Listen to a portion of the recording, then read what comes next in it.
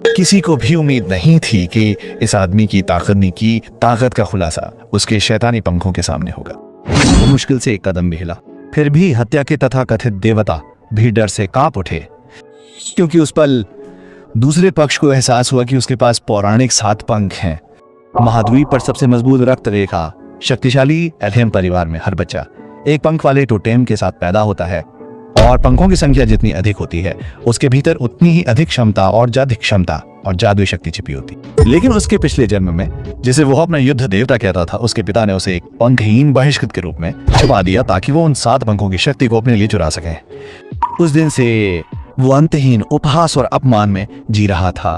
फिर भी सच्चाई से अनजान कमा अपने पिता द्वारा उसे पालने के लिए दिन माइनस रात तलवारबाजी का प्रशिक्षण लेता रहा, जब तक कि वो परिवार का सबसे मजबूत तलवारबाज नहीं बन गया।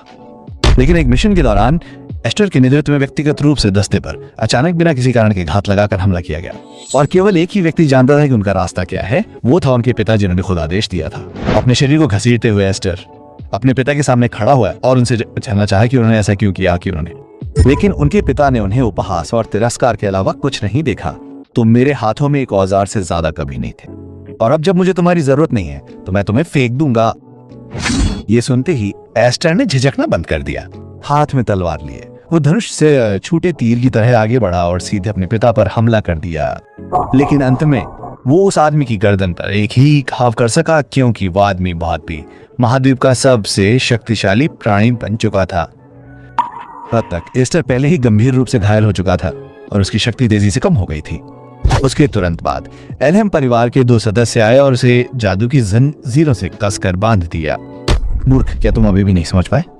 तुम जैसे पंखहीन कूड़े को अपनी पूरी जिंदगी संघर्ष करना पड़ेगा और फिर भी कोई फर्क नहीं पड़ेगा। एस्टर ने अपने पिता को घूरते हुए पूछा, अगर ये सच है तो आप मुझ जैसे पंखहीन बच्चे को इस घर में क्यों लाए? उसके पिता ने तिरस्कार भरे चेहरे के साथ उसके पास कदम रखा। मैंने तुमसे कभी कुछ उम्मीद नहीं की थी। शुरू से ही मैं केवल एक ही चीज चाहता था, वो थी तुम्हारे अंदर मौजूद 7 पंखों की शक्ति। एस्टर की आंखें सदमे से कांप गईं। उसे बचपन से ही पंखहीन कहा गया था, फिर उसके पास सर्वोच्च 7 पंख कैसे हो सकते हैं? लेकिन उसके पिता ने अपनी बर्फीली आवाज में ही जारी रखा, तुम्हारी माँ कम से कम मेरे लिए एक ऐसे बीज को जन्म देने में उपयोगी थी जिसमें उसके 7 पंखों की शक्ति थी। ये सुनकर एस्टर पूरी तरह से नियंत्रण खो बैठा और उसे समझाने के लिए उस पर दहाड़ने लगा कि ये सब वास्तव में क्या मतलब है। लेकिन इससे पहले ही अपना जवाब दे पाता, उसके पीछे खड़े 2 जल्लादों ने पहले ही अपनी तलवारें बेरहमी से उठा ली। हालांकि असहनीय दर्द के बाद एस्टर को एहसास हुआ कि उसकी चेतना लुप्त नहीं हुई है। उसे लगा कि ये किसी मरने वाले भ्रम की वजह से है, लेकिन उस पर जमी हुई ठंड ने बिना किसी संदेह के साबित कर दिया कि वो अभी भी जीवित है। और सबसे ज्यादा हैरान करने वाली बात यह थी कि उसका शरीर बहुत छोटा हो गया था। उसके बगल में एक औरत लेटी हुई थी जिसके शरीर में जान नहीं थी।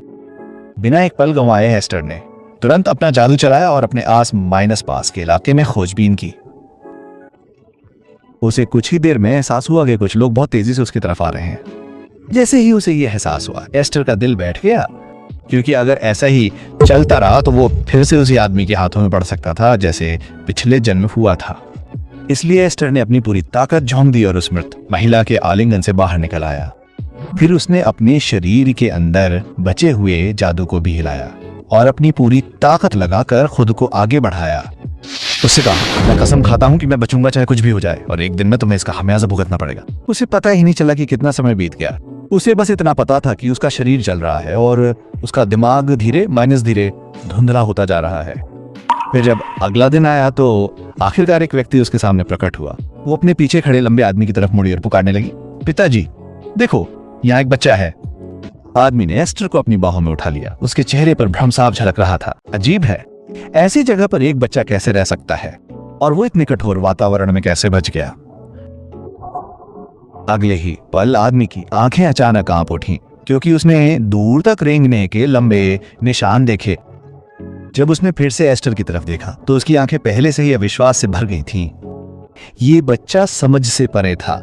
काफी देर बाद एस्टर को धीरे होश आया और उसने देखा कि उसके ठीक सामने एक बच्चे जैसी आकृति खड़ी है। एक पल के लिए उसे लगा कि यह पुरानी कहानियों का कोई देवदूत है जो उसकी तरह मर रही आत्मा को रास्ता दिखाने आया है।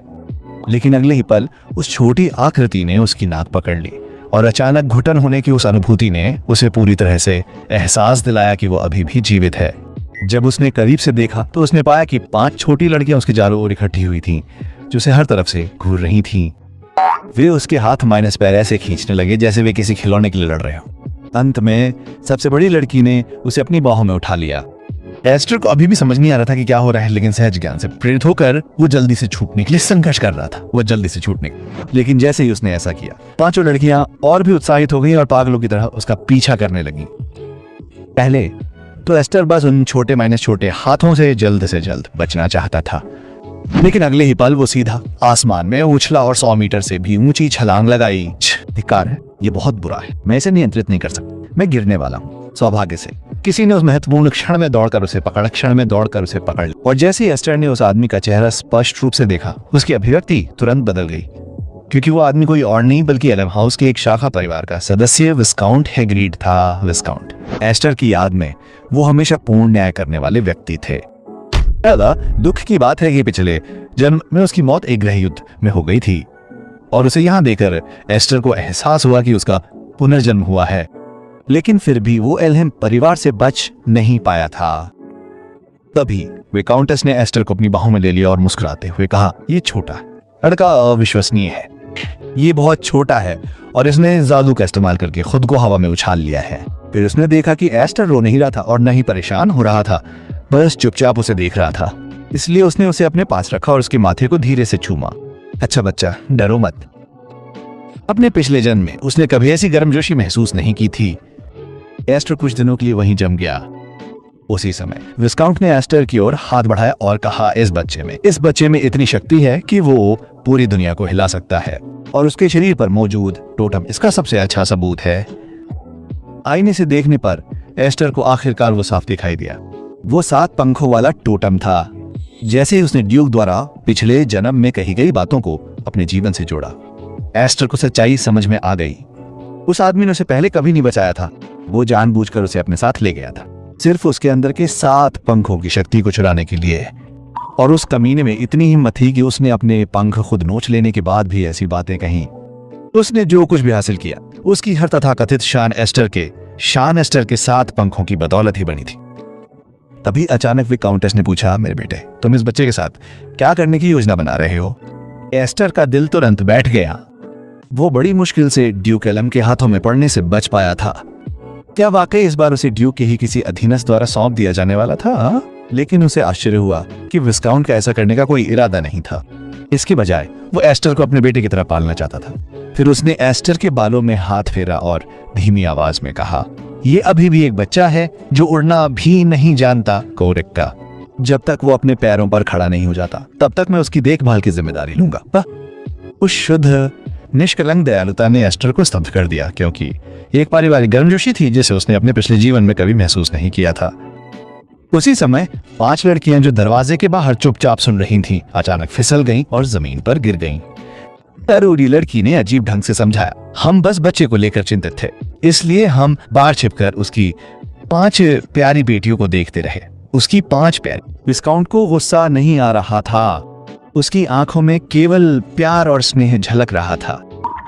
देखते ही देखते 10 साल बीत गए और वो छोटी लड़की जिसने उस समय एस्टर की नाक में दम किया था, अब एक सुंदर युवती में बदल गई थी। इस बार वे अपने पिता के साथ एल्हेम परिवार के इलाके में पहुंचे, क्योंकि हर साल ड्यूक एक भव्य सभा आयोजित करता था जहां उसके बैनर तले आने वाले परिवारों को अपनी ताकत दिखाने का मौका मिलता था। और जैसे ही वे वहां पहुंचे, उन्हें गपशप का सामना करना पड़ा। भीड़ में कानाफूसी की आवाजें फैल गईं। मैंने सुना कि विस्काउंट ने पता नहीं कहां से किसी लड़के को गोद लिया है। आखिरकार उसकी 5 बेटियां हैं और अभी तक उसने परिवार के लिए कोई वारिस नहीं बनाया है। ये देखकर एल्फिन ने एस्टर को चुपचाप दिलासा दिया, उनकी बातों पर ध्यान मत दो, अगर यहाँ तुमने अपनी कमजोरी दिखाई तो सब तुम्हें नीचा दिखाएंगे। लेकिन एस्टर ये समझ गई, हालांकि वो कोशिश कर रही थी उसे दिलासा देने के लिए, उसकी मुट्ठियां पहले से ही बेकाबू होकर कांप रही थी। उसी समय विस्काउंट धीमी आवाज में बोला, अब आप देख रहे हैं ना, इस समय हमारे परिवार की शाखा यहीं खड़ी है। मैं तुम्हें इस सभा में इसलिए लाया हूं क्योंकि मैं चाहता था कि तुम इसे अपनी आंखों से देखो। तो मुझे बताओ, क्या तुम निराश हो? लेकिन एस्टर ने पूरे आत्मविश्वास के साथ उत्तर दिया, वो जरा भी निराश नहीं था। अगर कुछ भी हो तो उसने सभा में मौजूद हर परिवार को कुचलने की योजना बनाई थी। उसके इस तरह के आत्मविश्वास को देखकर विस्काउंट मदद नहीं कर सका और खुशी से हंस पड़ा। अपने पिछले जन्म में एस्टर ने 7 पंख खो दिए थे और इस वजह से इस सभा में पहली बार आने पर उसे एक क्रूर अपमान का सामना करना पड़ा। लेकिन अब चीजें बिल्कुल अलग थीं। इस बार वो उनमें से हर एक को कुचलने जा रहा था। फिर एस्टर ने एल्हेम परिवार की संपत्ति की ओर अपनी निगाहें उठाईं। खिड़की के पास खड़े दो भाइयों ने उसे उसके पिछले जन्म में बार माइनस बार अपमानित किया था और अंत में वे उसे खत्म करने वाले भी थे। जरा रुकिए, इस बार मैं तुम दोनों को अपने पैरों तले कुचल डालूंगा। देखते ही देखते सभा अपने पूरे जोश में आ गई। द्वंद्व मंच पर बड़े परिवारों के लोग बारी माइनस बारी से आगे बढ़कर कुश्ती लड़ने लगे। स्टैंड में बैठे एल्फ्रेड ने बुदबुदाते हुए कहा कि यहाँ घुटन हो रही है। कोई आश्चर्य नहीं कि फ्रेया बहनें, जिन्हें आमतौर पर जीवंत कार्यक्रम पसंद थे, यहाँ आने से इनकार कर रही थी। इस बीच एस्टर के चेहरे पर उदासी छा गई। मंच पर द्वंद्व देखकर उसे अपने पिछले जन्म में यहाँ मिले अपमान की याद आ गई। तभी एल्फिन अचानक उसके पास झुक गया और उसे उन विचारों से बाहर निकाला। मुझे उम्मीद नहीं थी कि तुम भी घबरा जाओगे, लेकिन मुझे लगता है कि ये समझ में आया। ड्यूक के परिवार द्वारा आयोजित इस सभा में तुम पहली बार आए हो। आखिरकार एस्टर ने शांति से जवाब दिया कि वो घबराया नहीं था। ये जगह उसे बस बड़ी पुरानी यादों में खोई हुई थी। एल्फिन को समझ नहीं आया कि वो क्या कहना चाहता है, लेकिन उसने भी इस मामले पर जोर नहीं दिया। उसी समय उनके पिता ने अचानक एस्टर से बात की। मैं बड़े परिवारों के बीच होने वाली मीटिंग में जा रहा हूँ। तुम ध्यान रखना कि तुम एल्फिन पर नजर रखना और उसे कोई परेशानी ना करने देना। ये सुनकर एल्फिन झुंझला उठा। जाहिर सी बात है कि मैं उससे 1 साल बड़ा हूँ। क्या बड़ी बहन को छोटे भाई की देखभाल नहीं करनी चाहिए? एस्टर ने साफ जवाब दिया। शायद इसलिए क्योंकि तुम बहुत अनाड़ी हो। फिर उनके पिता ने एस्टर को एक और बात याद दिलाई। यहाँ तुम्हारी उम्र के काफी लोग हैं। मुझे उम्मीद है कि तुम इस मीटिंग का इस्तेमाल कुछ संबंध बनाने के लिए कर पाओगे। फिर उन्होंने अपनी आवाज धीमी करके उसे चेतावनी दी, और चाहे कुछ भी हो, किसी को ये पता ना चलने देना कि तुम्हारे पास 7 पंख हैं। एस्टर अपने पिता के इरादों को अच्छी तरह समझ गया था, लेकिन इस भीड़ से दोस्ती करना जाहिर आसान नहीं होने वाला था। इस सभा में मौजूद हर कोई बाकी लोगों से अलग दिखना चाहता था, इसलिए स्वाभाविक रूप से वे बाकी सभी को प्रतिद्वंदी के रूप में देखते थे, और ये उसके जैसे विवादास्पद दत्तक पुत्र के लिए और भी सच था। इसलिए और समय बर्बाद किए बिना एस्टर सीधे दोनों भाइयों की ओर बढ़ गया। ये देखकर डलास ने एस्टर को एकटक देखा। मजाक उड़ाते हुए पूछा कि वो कौन है। एस्टर ने बिना किसी जल्दबाजी के अपना परिचय दिया। आपसे मिलकर अच्छा लगा। मैं एस्टर एल्हेम हूँ। मैंने आपको अभी बाहर देखा था, इसलिए मैंने सोचा कि मैं आपके पास आकर नमस्ते कहूँ। उसके बगल में खड़ी ग्रैंड ने तुरंत बीच में ही बात काट दी। वो वही है जिसे विस्काउंट के परिवार ने गोद लिया था। ये सुनते ही डलास घमंड से हंस पड़ा। तुम में बहुत हिम्मत है। तुम किसी विस्काउंट के घर के गोद लिए हुए बेटे से ज्यादा कुछ नहीं हो, और फिर भी तुम मेरे सामने अपना चेहरा दिखाने की हिम्मत करे हो। अपने पिछले जन्म में उन दोनों ने एल्हेम परिवार के उत्तराधिकारी होने के नाते एस्टर को दबाने के लिए अपनी हैसियत पर भरोसा किया था। उस समय उसे सचमुच लगा था कि वे डरावने हैं, लेकिन अब उन्हें देखकर वे कुछ बच्चों से ज्यादा कुछ नहीं थे जो कोई हास्यास्पद छोटा सा पावर गेम खेल रहे थे। तभी एल्फिन अचानक एस्टर के सामने आ गया। तुमने पहले ही नमस्ते कह दिया है, तो चलो यहाँ से चलते हैं। लेकिन डलास और भी घमंडी हो गया, तो एल्फिन भी आया था। क्या हुआ? आज अपने पिता के पीछे मत छिपना। जब तुम यहाँ हो तो बैठ जाओ और मेरा साथ दो। ये एल्हेम परिवार की एक वारिस का आदेश है। एल्फिन ने बिना किसी हिचकिचाहट के उस बेतुकी मांग को खारिज कर दिया। मुख्य परिवार और शाखा परिवार स्वामी और सेवक नहीं है। आपके आदेशों का पालन करने का मेरे पास कोई कारण नहीं है। ये कहकर उसने एस्टर को पकड़ लिया और इस गंदगी को पीछे छोड़ने की कोशिश की, लेकिन डलास उनकी पीठ पीछे गालियां देता रहा। तुम्हारे पिता को एक शूरवीर माना जाता था, फिर भी वो राजा की रक्षा भी नहीं कर सका। अंत में उसके अपने भाई ने उसका हाथ काट दिया। इसलिए मुझे बहुत खुशी है कि मैं उस हारने वाले की संतान नहीं हूँ। जैसे ही उसने ये शब्द सुने, एल्फिन आखिरकार भड़क गई। वो सीधे उसकी ओर बढ़ी, अपने पिता के लिए खड़ी होने के लिए तैयार। लेकिन डलास ने अपने मुंह में रखी शराब उसके सिर पर थूक दी। इसे अपने दिमाग से निकाल दो। ये एल्हेम परिवार है। विस्काउंट के घर का कूड़ा कब से मेरे सामने सख्त बनने का अधिकार पा गया। बार माइनस बार अपमानित होने पर एल्फिन के आंसू बेकाबू होकर बहने लगे। लेकिन उसके पास उन रईसों से लड़ने की ताकत नहीं थी जो उससे बहुत ऊपर थे। और उस पल एस्टर का गुस्सा आखिरकार अपनी सीमा पर पहुंच गया। उसने पास खड़े एक रईस से शराब की बोतल छीनी और उसे डलास की तरफ फेंक दिया। डलास ने जैसे ही बोतल को पकड़ा, उसके चेहरे पर उलझन भरी नजर आई। पादरी ने एक झटके में अपनी तलवार घुमाई और डलास के हाथ में बोतल को बीच से चीर दिया। अंदर की लाल शराब डलास के पूरे चेहरे पर छलक गई।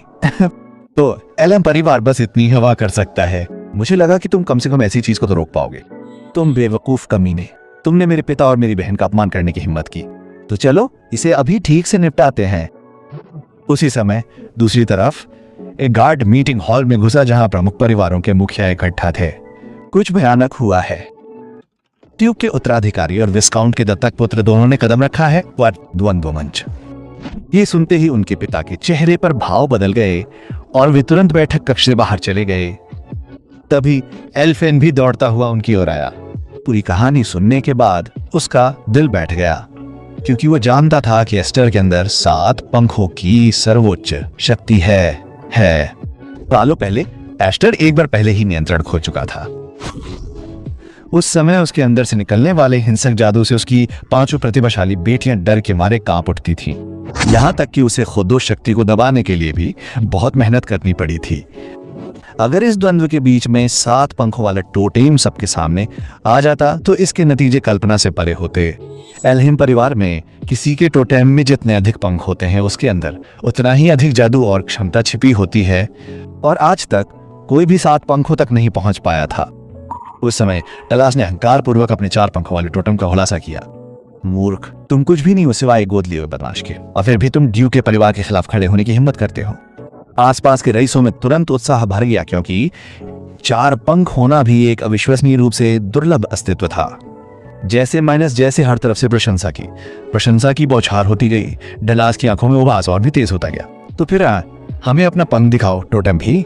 लेकिन एस्टर ने बस शांति से जवाब दिया कि इस तरह का बच्चा दिखावा कर रहा है, ऐसा शायद वो अपनी जिंदगी में कभी नहीं करेगा। शायद ये सुनते ही डलास का गुस्सा फूट पड़ा। एस्टर ने फिर अपनी शर्त रखी, अगर वो ये लड़ाई जीत गया तो डलास को एल्फिन से अपने किए के लिए माफी मांगनी होगी। डलास ने उस पर बुरी तरह से दहाड़ते हुए कहा, और अगर मैं जीत गया तो तुम मेरे वफादार कुत्ते बन जाओगे और जिंदगी भर मेरे लिए खुद को मौत के घाट उतारोगे। इसके तुरंत बाद उसने अपनी तलवार जोर से नीचे गिराई। हमने देखा कि एस्टर को वार रोकते हुए पीछे धकेल दिया गया। डलास के हाव माइनस भाव और भी घमंडी हो गए। देखा ब्रेट, ये 4 पंखों की ताकत है। अगली पल उसने लगातार हमलों का तूफान खड़ा कर दिया। ये दृश्य देखकर एल्फिन डर के मारे चिल्ला उठा। उसे डर था कि एस्टर को चोट लग जाएगी। विभिन्न परिवारों के मुखिया भी सच्ची दिलचस्पी दिखाने लगे। सच में डलास की तलवारबाजी अभी भी हो सकती है, ये बहुत ही कठिन था, लेकिन उसके पास मौजूद जादू की मात्रा इसकी भरपाई कर देती है। अगर एक पंख में छिपा जादू मोमबत्ती की लौ की तरह है, तो 4 पंखों में छिपा जादू एक भयंकर आग की तरह है। डलास हर झटके के साथ और अधिक उत्साहित होता गया। क्या हुआ बकवास? क्या तुम अभी एक पल पहले बहुत सख्त नहीं बन रहे थे? तो अब तुम्हें पीछे क्यों हटाया जा रहा है? उसे ये एहसास नहीं था कि हालांकि एस्टर पूरे समय बचाव कर रहा था, लेकिन उसने डलास के हर हमले को सहजता से बेअसर कर दिया था। फिर डलास अचानक हवा में उछला, अपनी पूरी ताकत से एस्टर को कुचलने की तैयारी कर रहा था। लेकिन डलास के लिए बहुत बड़ा झटका था जब एस्टर ने लापरवाही से अपनी तलवार उठाई और हमले को ऐसे रोक दिया जैसे कुछ भी नहीं हुआ हो। आसानी से उसकी सबसे मजबूत चाल को रोक दिया। जैसे ही उसने ये देखा, डलास का सारा अहंकार गायब हो गया। उसके चेहरे पर केवल डर और अविश्वास रह गया। एस्टर ने उसे ठंडेपन से देखा। तुम बहुत ज्यादा बोलते हो, अब मेरी बारी है। अगले ही पल एस्टर ने उसे उड़ा दिया। एक ही वार से उड़ गया। फिर एस्टर एक के साथ आगे बढ़ा, तलवार पर हाथ रखकर टहल रहा था, जैसे टहल रहा हो, जबकि डलास घबरा कर पीछे की ओर लड़खड़ा रहा था। उसके तुरंत बाद एस्टर ने अचानक अपनी तलवार को और तेज कर दिया और तलवार को नीचे फेंक दिया। जैसे ही उनके हथियार टकराए, डलास को लगा कि कोई राक्षसी शक्ति उस पर टूट पड़ी है। वो उसका सामना नहीं कर सका। वो कुछ देर के लिए ही टिक सका और फिर पूरी तरह से अपमानित होकर घुटनों के बल गिर पड़ा। उस समय डलास की नजरों में एस्टर एक इंसान से ज्यादा किसी राक्षस जैसा लग रहा था। उसे 4 पंखों वाले टोटेम का आशीर्वाद प्राप्त था, और फिर भी वो जंगली बदमाश उसे इस कदर कुचल रहा था कि वो उसका मुकाबला भी नहीं कर सका। दूसरी ओर आई और एस्टर ने अपने हाथ में दबाव थोड़ा ही बढ़ाया, लेकिन वो छोटा सा बदलाव ही डलास को मौत की सांस लेने जैसा महसूस कराने के लिए काफी था, और उसके हथियार भी टूटने की आवाज करने लगे। ये देखते ही उनके पिता का दिल बैठ गया और उनकी मुट्ठियां कस गईं, क्योंकि उन्हें एहसास हुआ कि एस्टर अब नियंत्रण खोने के संकेत दे रहा था। उसे अभी विश्वास था कि उसके महान पद के कारण एस्टर उसे सच में मारने की हिम्मत नहीं करेगा, लेकिन फिर उसे एहसास हुआ कि एस्टर के मन में जो हत्या का भाव था वो कोई दिखावा नहीं था। एस्टर एक ऐसे व्यक्ति की तरह दिख रहा था जिसे अपने पद की जरा भी परवाह नहीं थी, और बस ऐसे ही डलास घबरा गया और उसने तुरंत सरेंडर कर दिया। देखने वाले सभी लोग दंग रह गए। वो विस्काउंट परिवार का सबसे छोटा दत्तक पुत्र था, फिर भी उसने ड्यूक परिवार के उत्तराधिकारी उम्मीदवार को आमने सामने की लड़ाई में पूरी तरह से परास्त कर दिया था। तभी ड्यूक एक भयानक उपस्थिति के साथ एस्टर की ओर बढ़ा। जैसे डलास ने उसे देखा, वो ऐसे बिना नहीं रह सका। बिल्कुल सही, पिताजी तुम्हें ऐसा करने नहीं देंगे। लेकिन जब एस्टर ने अपने पिछले जीवन के इस दुश्मन का सामना किया तो उसकी आंखों में डर का एक भी निशान नहीं था। डलास ने जल्दी से ड्यूक का पैर पकड़ लिया। पिताजी, मेरा बदला लो। वह कमीना एक शाखा परिवार से दत्तक पुत्र के अलावा कुछ नहीं है, और फिर भी उसने मुख्य घराने को चुनौती देने की हिम्मत की। उसे दिखाओ कि असली ताकत कैसी होती है। लेकिन बहुत ही अगले ही पल ड्यूक ने डलास की हथेली में तलवार घुसा दी। ये दृश्य वहां मौजूद हर महान व्यक्ति के दिलों में सिहरन पैदा कर गया। उन्हें भी उम्मीद नहीं थी कि वह अपने ही लोगों के प्रति इतना निर्दयी होगा। ड्यूक ने अपने बेटे को बर्फीली नजरों से देखा। तुम वाकई में एक बड़े बेवकूफ हो। तुम द्वंद्व युद्ध हार गए और फिर भी यहाँ मुंह खोलने की हिम्मत कर। क्या तुम्हें पता है कि तुमने उसके परिवार का नाम मिट्टी में मिला दिया है? फिर उसने फिर से अपनी तलवार उठाई। एक बेकार बदनामी जो बदला भी नहीं ले सकती। उसे तलवार थामे रहने का कोई अधिकार नहीं है। लेकिन अगले ही पल ड्यूक को एहसास हुआ कि एस्टर उसके सामने आ चुका है। गलत मत समझो, मैं उसे नहीं बचा रहा हूँ। द्वंद्व युद्ध शुरू होने से पहले हमने एक सौदा किया था। अगर वो हार जाता तो उसे पहले एल्फिन से माफी मांगनी होगी। एक बार जब वो ऐसा कर लेता है तो आप जारी रख सकते हैं। ये सुनकर ड्यूक के चेहरे पर उदासी छा गई। तुम एक दत्तक पुत्र के अलावा कुछ नहीं हो। क्या तुम्हें सच में लगता है कि सदस्य बन जाते हो? हेलेम, एस्टर ने शांति से उत्तर दिया। मैं विस्काउंट हूँ बेटा, खून का हो या ना हो। मैंने अपने पिता से सीखा है कि शूरवीर का गौरव क्या होता है और एक परिवार का भार वहन करना क्या होता है। ये शब्द सुनकर ड्यूक पीछे खड़े विस्काउंट की ओर देखे बिना नहीं रह सका। लेकिन उसका इरादा इस मामले को यूं ही जाने देने का नहीं था। भले ही तुम परिवार के सदस्य हो, फिर भी तुम मुख्य घराने की इज्जत पर दाग लगाते हो। क्या तुम सच में सोचते हो कि मेरे अधीन 12 शूरवीर इसे यूं ही छोड़ देंगे? इसे यूं ही छोड़ देंगे। अपराध चाहे जो भी, उसकी कीमत चुकानी ही होगी। तुम्हारे पिता ने राजा की रक्षा करने में विफल रहने के कारण एक हाथ खो दिया था, है ना? ये कहने के बाद ड्यूक ने अपनी तलवार एस्टर की ओर और बढ़ा दी। तो बताओ, तुम क्या कीमत चुकाने को तैयार हो? लेकिन एस्टर पूरी तरह से शांत रहा। ये भाइयों के बीच कोई छोटा मनस्मोटा झगड़ा नहीं था। ये एक वास्तविक द्वंद्व था। मैंने विस्काउंट परिवार के प्रति उसके अपमान का जवाब अपनी तलवार से दिया था। जो व्यक्ति बदला नहीं ले सकता, उसे तलवार चलाने का कोई अधिकार नहीं है। ये अभी तुम्हारे अपने शब्द थे। एकमा है ना? उस दृश्य ने बड़े परिवारों के मुखियाओं को झकझोर कर रख दिया था। वाकई हैरान रह गए। किसी को उम्मीद नहीं थी कि 10 साल का बच्चा इतनी हिम्मत से खड़ा हो सकता है। ड्यूक एक पल के लिए चुप हो गया। फिर वो मुड़ा और धीरे से अपनी तलवार म्यान में रख ली। जैसे ही सबको लगा कि वो आखिरकार उसे जाने देगा, उसने अचानक फिर से तलवार निकाली और एक ही बार में एस्टर को दर्जनों मीटर दूर फेंक दिया। जैसे ही एल्फिन ने ये देखा, उसकी आंखों से आंसू बह निकले। उनके पिता ने बाकी सब चीजों की परवाह करना बंद कर दिया, अपनी तलवार निकाली और सीधे ड्यूक पर हमला कर दिया। रॉडिक कमीने, तुम क्या कर रहे हो? अगले ही पल दोनों तलवारें आपस में टकराई। जब उन्हें यकीन हो गया कि ड्यूक दोबारा हमला नहीं कर सकता, तो उनके पिता तुरंत मुड़े और उस ओर दौड़े जहां एस्टर को उड़ाया गया था। लेकिन जैसे ही उन्होंने देखा कि उनके सामने क्या है, वे वहीं ठिठक गए, क्योंकि एस्टर की तलवार पहले ही आधी टूट चुकी थी। लेकिन वे ड्यूक के हमले को रोकने में कामयाब रहे थे। और जब ड्यूक ने देखा कि एस्टर की आंखें अभी भी दृढ़ संकल्प और अवज्ञा से जल रही हैं, तो उनके चेहरे के भाव और भी गहरे हो गए, इससे पहले कि वे अंततः मुड़कर द्वंद्व मंच से चले जाएं। उसके तुरंत बाद उनके पिता जल्दी से आए और एस्टर को अपनी बाहों में ले लिया। एस्टर ने कमजोरी से उनकी ओर देखा। पिताजी, मैंने अपना वादा निभाया। मैंने एल्फिन की रक्षा की और मैंने किसी को ये पता नहीं चलने दिया कि मेरे पास 7 पंख हैं। उनके पिता ने धीरे से उत्तर दिया, तुमने किया मेरे बच्चे। इस परिवार को तुम पर गर्व होगा। आज से हर कोई तुम्हारा नाम याद रखेगा। ड्यूक की अपनी संपत्ति लौटने के बाद परिवार के मुखिया में से एक ने चिढ़ाने वाले लहजे में कहा, रॉडिक, ये तुम्हारी बचकानी हरकत थी। मुझे उम्मीद नहीं थी कि तुम एक बच्चे के खिलाफ खुद कदम उठाओगे। लेकिन ड्यूक ने शांति से जवाब दिया, अगर वो बच्चा उसके रास्ते में आ जाता तो मुख्य घर की प्रतिष्ठा खराब हो जाती। मुख्य घर। फिर भी उनमें से कुछ अपनी बेचैनी छिपा नहीं सके। उन्हें डर था कि एस्टर के अस्तित्व के कारण एल्हेम परिवार एक दिन मुख्य घर और शाखा परिवारों के बीच की सीमा को पूरी तरह से खो सकता है और 2 भागों में पूरी तरह से विभाजित हो सकता है। और ड्यूक ने ठंडे स्वर में उत्तर दिया, खमसपोथल माइनसपुथल का युग आ रहा है। जब वो समय आएगा तो न केवल एक परिवार बल्कि पूरी दुनिया 2 भागों में बढ़ सकती है। फिर भी वो लड़का ध्यान देने योग्य है। वह भविष्य में कुछ बड़ा करने वाला है। इस बीच घर लौटने के बाद एस्टर ने घरेलू शूरवीरों की पूरी तरह से प्रशंसा अर्जित कर ली थी। शूरवीर उसकी प्रशंसा करना बंद नहीं कर सकते थे। शाखा परिवारों के हम लोगों ने वर्षों से मुख्य परिवार से बहुत अधिक उत्पीड़न सहा है।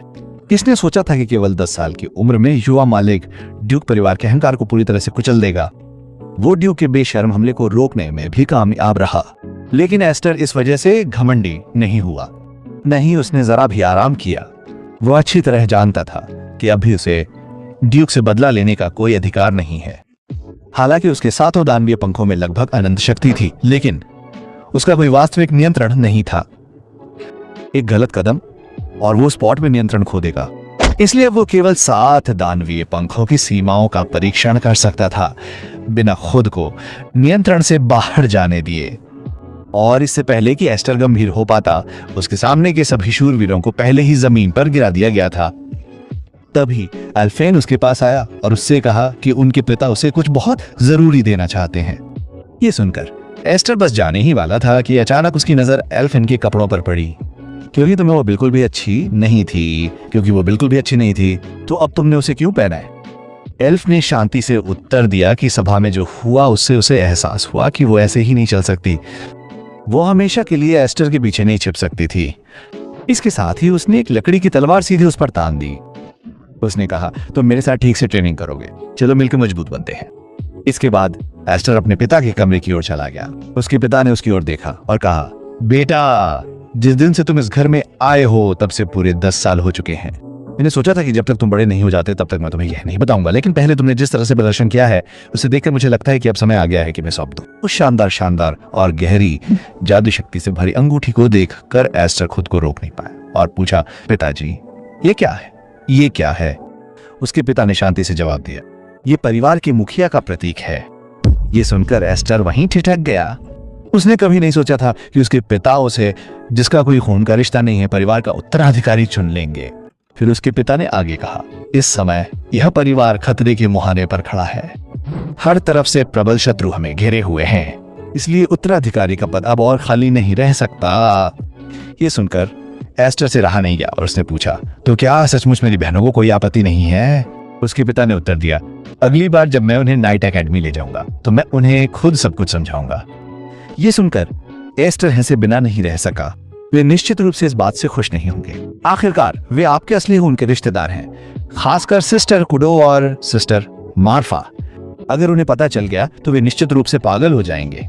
ये सुनकर उसके पिता भी परेशान दिखे, क्योंकि एस्टर सही था, खासकर दूसरी बेटी कुडो, जिसने हमेशा परिवार को विरासत में पाने का सपना देखा था। तब एस्टर अपने पैरों पर खड़ा हुआ और अपने पिता के प्रस्ताव को दृढ़ता से अस्वीकार कर दिया। अभी वो अपने जादू को पूरी तरह से नियंत्रित नहीं कर सकता था और अतीत में नियंत्रण की कमी ने उसकी बहनों को लगभग मार डाला था। तो उसके जैसे व्यक्ति को परिवार के मुखिया के पद का उत्तराधिकारी बनने का क्या अधिकार था? लेकिन ये सुनकर उसके पिता राहत से मुस्कुराए। उनके दिल में और भी विश्वास था कि उन्होंने सही उत्तराधिकारी चुना है। उन्होंने एक असहाय भरी, तुम हमेशा मुझे उलझन में छोड़ देते हो बच्चे। आधे समय तुम इतने परिपक्व हो कि तुम बिल्कुल भी बच्चे नहीं लगते। तुम एक बड़े आदमी की तरह लगते हो, क्योंकि तुम ऐसा नहीं करना चाहते। फिर भी मुझे तुम्हें ये तलवार देनी होगी। जैसे ही एस्टर ने इसे देखा, उसके चेहरे पर भाव बदल गए, क्योंकि ये एक पौराणिक भक्षण करने वाली राक्षस तलवार थी, वही हथियार जिससे वो अपने 7 पंखों की शक्ति को नियंत्रित कर सकता था। तलवार की शक्ति का परीक्षण करने के लिए उसके पिता तुरंत एस्टर को पारिवारिक संपत्ति से बहुत दूर एक जंगल में ले गए। एस्टर ने असमंजस में पूछा, अगर ये सिर्फ एक परीक्षण है तो क्या घर पर प्रशिक्षण कक्ष पर्याप्त नहीं होगा? उसके पिता ने जवाब दिया कि केवल एक बुनियादी सावधानी थी। सच्चाई ये थी कि एस्टर ने एक बार एक साधारण हथियार का उपयोग करके प्रशिक्षण कक्ष को पूरी तरह से तबाह कर दिया था।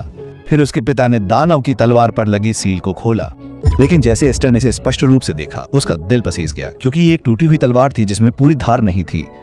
फिर भी उसके पिता ने शांति से उसमें जादू डाला। अगले ही पल टूटे हुए किनारे पर शुद्ध जादू से एक धार बन गई और एक पल में ही वो जादू का एक जबरदस्त विस्फोट कर सकती थी और विनाशकारी प्रहार कर सकती थी। उसके पिता ने समझाया, ये तलवार अपने चलाने वाले से बहुत अधिक मांग करती है। औसत दर्जे का जादू रखने वाला भी एक पल में खत्म हो जाएगा। मैं भी इसका खुलकर इस्तेमाल नहीं कर सकता। फिर उसने दानव की तलवार एस्टर की ओर बढ़ाई। तो क्या तुम इसे आजमाना चाहोगे? एस्टर ने अब और संकोच नहीं किया। उसने आगे बढ़कर दानव की तलवार ले ली। जैसे ही उसका हाथ तलवार के चारों ओर बंद हुआ, उसने महसूस किया कि उसका जादू अनियंत्रित रूप से धार में बह रहा है। बहुत तेजी से जादू का वो हिंसक प्रवाह उसके पूरे शरीर पर लिपटी हुई थी। फिर एक जादुई शक्ति से भरी हुई तलवार सीधे आसमान में उड़ी। ये देखकर -5 के शूरवीरों में ठंडक दौड़ गई।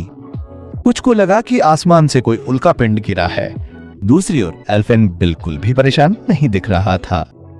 ऐसा लग रहा था कि एस्टर फिर से परेशानी खड़ी कर रहा है। एस्टर अपने हाथ में टूटी हुई तलवार को देखता रहा, अभी भी कांप रहा था और खुद से सोच रहा था कि यह वास्तव में कोई साधारण हथियार नहीं है। इस बीच उसके पिता काफी देर तक उसके पास खड़े रहे। उन्हें हमेशा से पता था कि उनके बेटे की क्षमता असाधारण है, लेकिन उन्होंने कभी नहीं सोचा था कि एस्टर पहले से ही इतना शक्तिशाली हो जाएगा। फिर उसके पिता ने उसे घातक गंभीरता से चेतावनी दी, चाहे कुछ भी हो जाए, तुम्हें किसी को भी ये पता नहीं चलने देना चाहिए तुम्हारे पास 7 राक्षसी पंख हैं। एलोहेम परिवार के पूरे इतिहास में 6 से पंखों वाला एक भी अस्तित्व कभी नहीं रहा है। अगर दूसरों को सच्चाई पता चल गई तो अनगिनत लोग तुमसे ईर्ष्या करेंगे, तुमसे नाराज होंगे और तुमसे नफरत करेंगे, और उनमें से कुछ छाया से तुम पर हमला करने की कोशिश भी कर सकते हैं। ये सुनकर एस्टर ने उस चेतावनी को सबसे बेहतर समझा, क्योंकि उसके पिछले जन्म में ड्यूक ने खुद उससे उसके 7 पंखों की शक्ति छीन ली थी। फिर उसके पिता ने धीरे से उसकी ओर हाथ बढ़ाया। मेरे बच्चे, जब तक समय है जल्दी से जल्दी ताकतवर बन जाओ। एस्टर ने उससे गंभीर वादा किया। वो भक्षण करने वाली राक्षसी तलवार में महारत हासिल करेगा और वो एक दिन 7 राक्षसी पंखों को अपने अंगों की तरह स्वाभाविक रूप से चलाएगा। कुछ दिनों बाद खबर सुनने के बाद मार्फा और कुडो भी पारिवारिक संपत्ति में लौट आए। कुडो ने अपनी बाहें फैला दी और मुस्कुराते हुए कहा, मेरी प्यारी छोटी बहनों, अपनी बड़ी बहन की बाहों में आ जाओ। लेकिन फ्रेया बहनें उसके ठीक सामने से भागी और खुद को सीधे मार्फा की बाहों में फेंक दिया। बड़ी बहन कुडो, तुम हर बार हमारे बाल बिगाड़ देती हो, हम तुम्हें गले नहीं लगाने देंगे। ये सुनकर कुडो को तुरंत थोड़ा अपराध बोध हुआ और वो बुदबुदाया, मैं रात के नियमों का पालन करने वाला व्यक्ति हूँ, मैं ऐसा कुछ नहीं कर सकता। ये कहते हुए उसने अचानक देखा कि एल्फिन चुपचाप पास में खड़ा है। अगले पल वो आगे बढ़ी और एल्फिन को कसकर अपनी बाहों में खींच लिया। फिर वो उस पल में पूरी तरह से खो गई और एल्फिन के बालों को फिर से सहलाने लगी। उसी समय मार्था ने अचानक पूछा, एस्टर कहाँ है? मैंने उसे क्यों नहीं देखा? उस नाम को सुनते ही कुडो के चेहरे पर ठंडक छा गई। वो हमेशा से ही बहुत घमंडी रही है, इसलिए ये सुनकर कि उसका छोटा भाई परिवार का मुखिया बनने वाला है, आरोन स्वाभाविक रूप से गुस्से और हताशा से भर गया। वो पहले से ही काफी प्रतिभाशाली थी, तो क्या ये सच था कि सिर्फ इसलिए कि वह एक लड़का था उसे परिवार का मुखिया बनना था? उसे इस बीच एस्टर अभी भी पूरी तरह से राक्षस तलवार के प्रशिक्षण में लीन था। हालांकि प्रशिक्षण के इस दौर ने उसकी ताकत को बहुत बढ़ा दिया था, लेकिन उसे एहसास हुआ कि वो अभी भी उस हिंसक शक्ति को पूरी तरह से नियंत्रित नहीं कर सकता है। तभी बहन कुडो दूर से धीरे से आई। अभी कुछ ही समय हुआ है और तुम वाकई बड़े हो गए हो। मुझे विश्वास नहीं हो रहा है कि जब तुम्हारी बहन कर आई तो तुम उसका अभिवादन तक नहीं कर पाए। क्या तुम्हें लगता है कि अब तुम इतने खास हो गए हो कि अब तुम हमें गंभीरता से भी नहीं लेते हो? एस्टर ने तुरंत माफी मांगी और बताया कि उसे प्रशिक्षण के दौरान पूरी तरह से ध्यान केंद्रित करने की आवश्यकता थी, इसलिए उसने ध्यान नहीं दिया कि वो पहले ही लौट आई थी। तभी एस्टर को अचानक उसके द्वारा पहने गए प्रतीक पर ध्यान गया, जो नाइट अकादमी का मानद अध्यक्ष प्रतीक था। प्रमाण उसने अनगिनत असली युद्ध मिशन पूरे कर लिए थे। हालांकि कुडो बिल्कुल शांत दिख रहा था। अगर मैं इतना भी नहीं कर सकता तो शायद मेरे पास परिवार की मुखिया के रूप में पिता का पद पाने का हुनर कभी नहीं होगा। लेकिन मैंने सुना है कि तुमने कुछ समय पहले उत्तराधिकारी का पद ठुकरा दिया था, क्या ये मेरी वजह से था? इस सवाल ने एस्टर को तुरंत असहज कर दिया। उसने कभी नहीं सोचा था कि उनके पिता कुडो को पूरी कहानी बता देंगे। इस बिंदु पर ऐसा लगा जैसे उसे अभी एक बड़ा सिरदर्द विरासत में मिला हो। इससे पहले कि एस्टर खुद को समझा पाता, कुडो अपने हाथ में हथियार लेकर पास के एक पेड़ की ओर बढ़ रही थी। अगले ही पल उसने कमर से सीधे पेड़ को काट दिया और टूटा हुआ तना सीधे एस्टर की ओर आ गिरा। ये देखकर एस्टर तुरंत रास्ते से हट गया और उसने पूछा, तुम वास्तव में क्या करने की कोशिश कर रहे हो? कुडो ने हमेशा की तरह शांति से जवाब दिया, ये तुम्हारी बड़ी बहन की तरफ से एक छोटी सी परीक्षा है, चलो अब एक अच्छी लड़ाई करते हैं। एस्टर ने तुरंत उसे बताया कि उसे अभी भी भक्षण करने वाली राक्षसी तलवार पर पूरी तरह से महारत हासिल नहीं है, लेकिन कुडो को इसकी जरा भी परवाह नहीं थी। तुम क्या सोचती हो, असली युद्ध के मैदान में दुश्मन तुम्हें सिर्फ इसलिए छोड़ देगा? एक योद्धा को हमेशा लड़ने के लिए तैयार रहना चाहिए। एस्टर इस बात से असहमत नहीं हो सकता था, क्योंकि वो सही थी, लेकिन अभी उस हिंसक जादू को दबाने से ही उसकी सीमा समाप्त हो रही थी। अगर वो युद्ध के बीच में नियंत्रण खो देता और कुडो को चोट पहुंचाता तो ये सबसे बुरा परिणाम होता। लेकिन इससे पहले कि वो कुछ सोच पाता, कुडो ने सीधे उस पर जानलेवा हमला कर दिया और एस्टर को तुरंत एहसास हो गया कि वो इस बार पूरी तरह से गंभीर है। अगर उसने फिर भी ठीक से जवाब देने से इनकार कर दिया तो वो मौके पर ही गंभीर रूप से घायल हो सकता है। अगले ही पल वे दोनों हिंसक रूप से भिड़ गए, जिससे जहां भी वे गुजरे विनाशी ही हुआ। वर्ड गोर्थॉन ने, आप तुम वाकई आश्चर्यों से भरे हो। मुझे नहीं लगता था कि तुम नाइट एकेडमी में ट्रेनिंग लेने के बाद मेरी स्पीड के बराबर दौड़ पाओगे। और तुम्हारी वो अजीब तलवार, एक टूटी हुई धार जिसकी धार जादू से बनी है। इतना कहते ही उसने अचानक अपने और ताकत भर दी और एस्टर को पीछे की तरफ फेंक दिया। लेकिन एस्टर को अब उसकी बेरहम लड़ाई से कोई हैरानी नहीं हुई। कुडो बहुत दिनों से ऐसा ही था। ऐसा इसलिए था क्योंकि एस्टर परिवार की युवा पीढ़ी में इकलौता पुरुष था और उसके ऊपर उसके पास सबसे ज्यादा पंख वाले टोटेम थे। इसलिए कुडो को शुरू से ही वो पसंद नहीं था। वो हमेशा उसे चुनौती देने के बहाने ढूंढती रहती थी और उसे अपनी दुश्मन कहना कोई अतिशयोक्ति नहीं होगी। एस्टर कुछ सोच पाता उससे पहले ही कुडो वहां से गायब हो गया जहां वो खड़ी थी। जैसे ही उसने ये देखा उसे खतरे का एहसास हुआ। उसने तुरंत अपनी तलवार बगल में उठाई और उसके वार को रोक दिया। एक ऐसा वार जो किसी उग्र ज्वार की लहर की तरह टूटकर गिर गया। कुडो गुस्से में चिल्लाया, तुम इस परिवार के उत्तराधिकारी बनने के योग्य नहीं हो। मैं सबको साबित कर दूंगा कि मैं ही इसका सबसे अधिक हकदार हूं। एस्टेट में वापस आकर मार्फा ने स्पष्ट चिंता के साथ कहा, क्या उन दोनों को इस तरह एक माइनस दूसरे पर वार करने देना सही है? सबसे बुरा तो ये होगा कि उनमें से एक की मौत हो जाए। लेकिन उनके पिता पूरी तरह आश्वस्त दिखे। इस समस्या को सुलझाने का यही सबसे अच्छा तरीका है। वे दोनों लापरवाह हैं, ये सच है, लेकिन वे दोनों भाई माइनस बहन कभी भी उस सीमा को पार नहीं करेंगे। उनके आत्मविश्वास को देखकर मार्फा ने भी उन पर भरोसा करने का फैसला किया। वैसे पिताजी, आपने हमें नाइट एकेडमी से सिर्फ हवा के मुद्दे पे बात करने के लिए नहीं बुलाया था, है ना? ये सुनकर उनके पिता ने धीरे से एक पत्र निकाला और उसे मेज पर रख दिया। जैसे ही उसने उसे देखा, मार्फा के चेहरे के भाव बदल गए, क्योंकि उसने तुरंत लिफाफे पर लिखी चिट्ठी पहचान ली। वो एल्हाइम परिवार के मुख्य घराने का था। ऐसा लग रहा था कि सभा में एस्टर का प्रदर्शन बहुत ही शानदार था। उसने पहले परिवार के मुख्य बड़ों का ध्यान अपनी ओर खींच लिया था और अब मुख्य घराने ने उसे एक पत्र जारी किया था। उसे व्यक्तिगत रूप से उनके सामने पेश होने का आदेश दिया गया। यह एहसास होते ही मार्फा को तुरंत समझ आ गया कि यह कितना गंभीर मामला है। मुख्य घराने ने वर्षों तक उनके शाखा परिवार को दबाने में बिताया था, इसलिए कोई रास्ता नहीं था कि वे शांति से बैठे रहें और एक ऐसे प्रतिभाशाली व्यक्ति को पनपने दें जो मुख्य उत्तराधिकारी को कुचल सकता है। इस बीच इस सबसे पूरी तरह बेखबर एस्टर और कुडो अभी भी भयंकर युद्ध में उलझे हुए थे। लड़ते एस्टर चिल्लाने से खुद को रोक नहीं सका। क्या तुम इसे रोक सकते हो? मैंने पहले ही हवाई स्थिति को बंद कर दिया है। तुम ये सबसे बेहतर जानते हो, है ना? फिर तुम इसे जाने क्यों नहीं देते? लेकिन कुडो ने ठंडे स्वर में उत्तर दिया। ठीक इसी कारण वो और भी अधिक क्रोधित थी। हवा की स्थिति जिसका उसने जीवन भर सपना देखा था, उसे एस्टर ने यूं ही नकार दिया जैसे उसका कोई मतलब ही न हो। अगले ही पल उसकी भारी तलवार उसके ऊपर बहुत तेजी से आकर गिरी।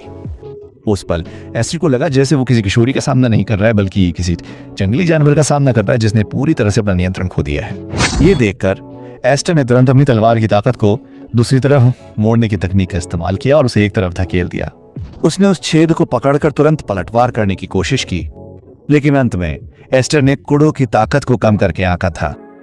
अगले ही पल उसके शरीर से जादू की एक तेज लहर निकली और एस्टर वहीं उड़ गया। प्रभाव इतना भयंकर था कि वो कई पेड़ों से टकराता हुआ आखिरकार रुक गया। कुडो ने उसे ठंडेपन से देखा। एस्टर, मैं सच में तुमसे निराश हूं। तुम्हें सबसे बेहतर पता होना चाहिए कि हमारे परिवार में किसी के टोटेम में पंखों की संख्या तय करती है कि वो कितना जादू सह सकता है। ब्लेड के साथ मेरा कौशल तुमसे 2 स्तर नीचे है और फिर भी तुम हमेशा से मुझसे सीधे टकराव से बचते रहे हो। तुम्हारी तलवारबाजी लाजवाब है बेशक, लेकिन असली ताकत सिर्फ तलवारबाजी से नहीं आती। जब जादू और तलवारबाजी वाकई एक हो जाते हैं तभी उनकी पूरी ताकत सामने आ सकती है। मुझे मत बताना कि तुम्हें इतनी बुनियादी बात समझ नहीं आती, या तुम्हें डर है कि तुम फिर से नियंत्रण खो दोगे जैसे तुमने 3 साल पहले किया था। ये सुनकर एस्टर को अचानक कुछ एहसास हुआ। 3 साल पहले जब उसने नियंत्रण खो दिया था तो उसने कुडो को लगभग मार ही डाला था और तब से वो अनजाने में अपनी ताकत को दबा रहा था। दूसरे शब्दों में, उसने इस राक्षस की तलवार पर अब तक पूरी तरह से महारत हासिल नहीं की थी, क्योंकि वो शुरू से ही अपने जादू का इस्तेमाल कर रहा था। उस पल में कुडो ने अपने शरीर में मौजूद हर आखिरी जादू को बेतहाशा बाहर निकाल दिया। एक ही बार से लड़ाई का फैसला करने की तैयारी कर रही थी। पादरी, आपके पास वो सब कुछ है जो मैं हमेशा से चाहता था। अगर आप में वो सब सहने की हिम्मत भी नहीं है तो मुझे दोष मत देना कि मैं उसे अपने हाथों से आपसे छीन लूंगा। और फिर भी वो उसके इस पूरे हमले को एस्टर ने एक ही झटके में चकनाचूर कर दिया। इस दृश्य को देखकर कुडो हैरान और भ्रमित हो गई। उसे समझ नहीं आ रहा था कि एस्टर एक पल में इतना मजबूत कैसे हो गया। एस्टर ने शांति से जवाब दिया, इसके लिए मैं तुम्हें धन्यवाद देती हूँ। तुमने ही मुझे जगाया और मुझे अतीत की जंजीरों से मुक्त किया। तभी कुडो को अचानक कुछ और एहसास हुआ। एस्टर उस पर बहुत तेजी से हमला कर रहा था, लेकिन वो अब जादू का इस्तेमाल करके तलवार नहीं बना रहा था। दूसरे शब्दों में उसके हाथ में अब एक टूटी हुई फार थी। पहले तो कुडो को लगा कि उसका जादू खत्म हो गया होगा, लेकिन अगले ही पल उसे याद आया कि सातों दानवों के पंखों में जादू की लगभग अंतहीन आपूर्ति है, इसलिए बिना किसी कारण के वो ऐसा नहीं कर सकता था। और वो सही थी। अब भी एस्टर उस भक्षक दानव की तलवार को पूरी तरह से नियंत्रित नहीं कर सकता था, लेकिन अब उसे हर समय पूरी तलवार बनाए रखने की जरूरत नहीं थी। इसके बजाय वो ब्लेड के रूप को त्याग सकता था और उसमें जादू डाल सकता था जब वो हमला करता। इस जीवन में एस्टर के पास अब सब कुछ था। 7 दानवों के पंख, भक्षक दानव की तलवार और यहाँ तक कि उसका परिवार भी वो सब कुछ था जो उसके पिछले जीवन में कभी नहीं था।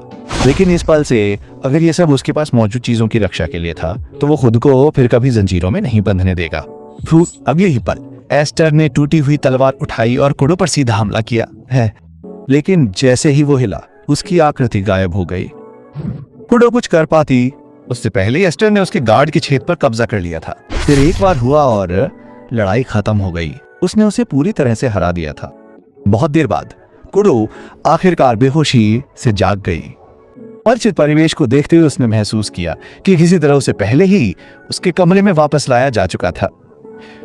जैसे ही उसके दिमाग में भ्रम भरा, उसकी बड़ी बहन मार्फा जो खिड़की के पास बैठी थी बोल पड़ी, तू सचमुच सो सकती है मूर्ख लड़की, मैं यहाँ सदियों से इंतजार कर रही थी।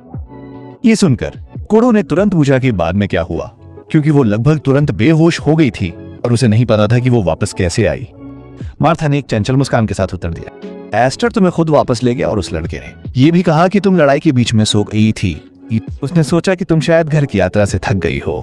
जैसे कुडो के विचार धीरे साफ होते गए, वो अपने बगल में रखे हथियार की ओर मुड़ी।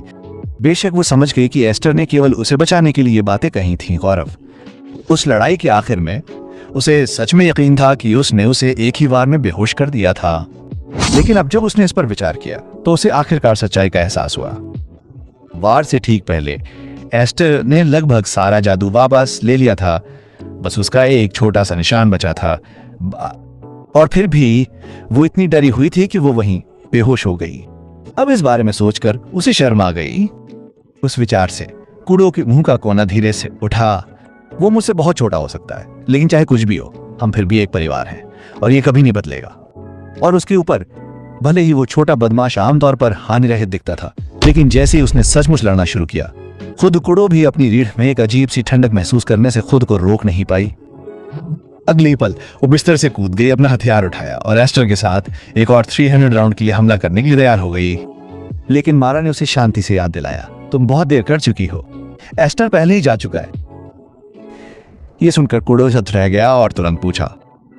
मार्फा ने उत्तर दिया, मुख्य घर ने एक सम्मन भेजा है। मुख्य वे बुजुर्ग जो वास्तविक शक्ति रखते हैं, वे चाहते हैं कि पिता कुछ समय पहले ही उनके साथ चले जाएं।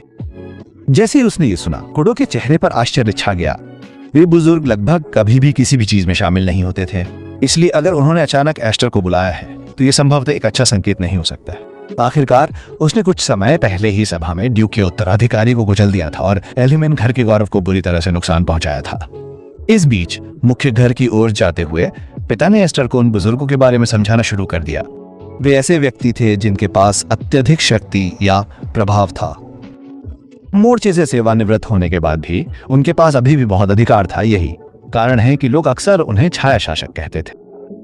उस समय पिता एक आह भरने से खुद को रोक नहीं पाए। इतने सालों में जब से मैंने तुम्हें गोद लिया है, उन बुजुर्गों ने कभी भी तुम में कोई दिलचस्पी नहीं दिखाई, और फिर भी अब हर बार की तरह वे अचानक तुम्हें बुलाना चाहते हैं। ये सुनकर एस्टर ने शांति से कहा कि बहुत संभावना है कि ये सभा में हुई घटना के कारण हो।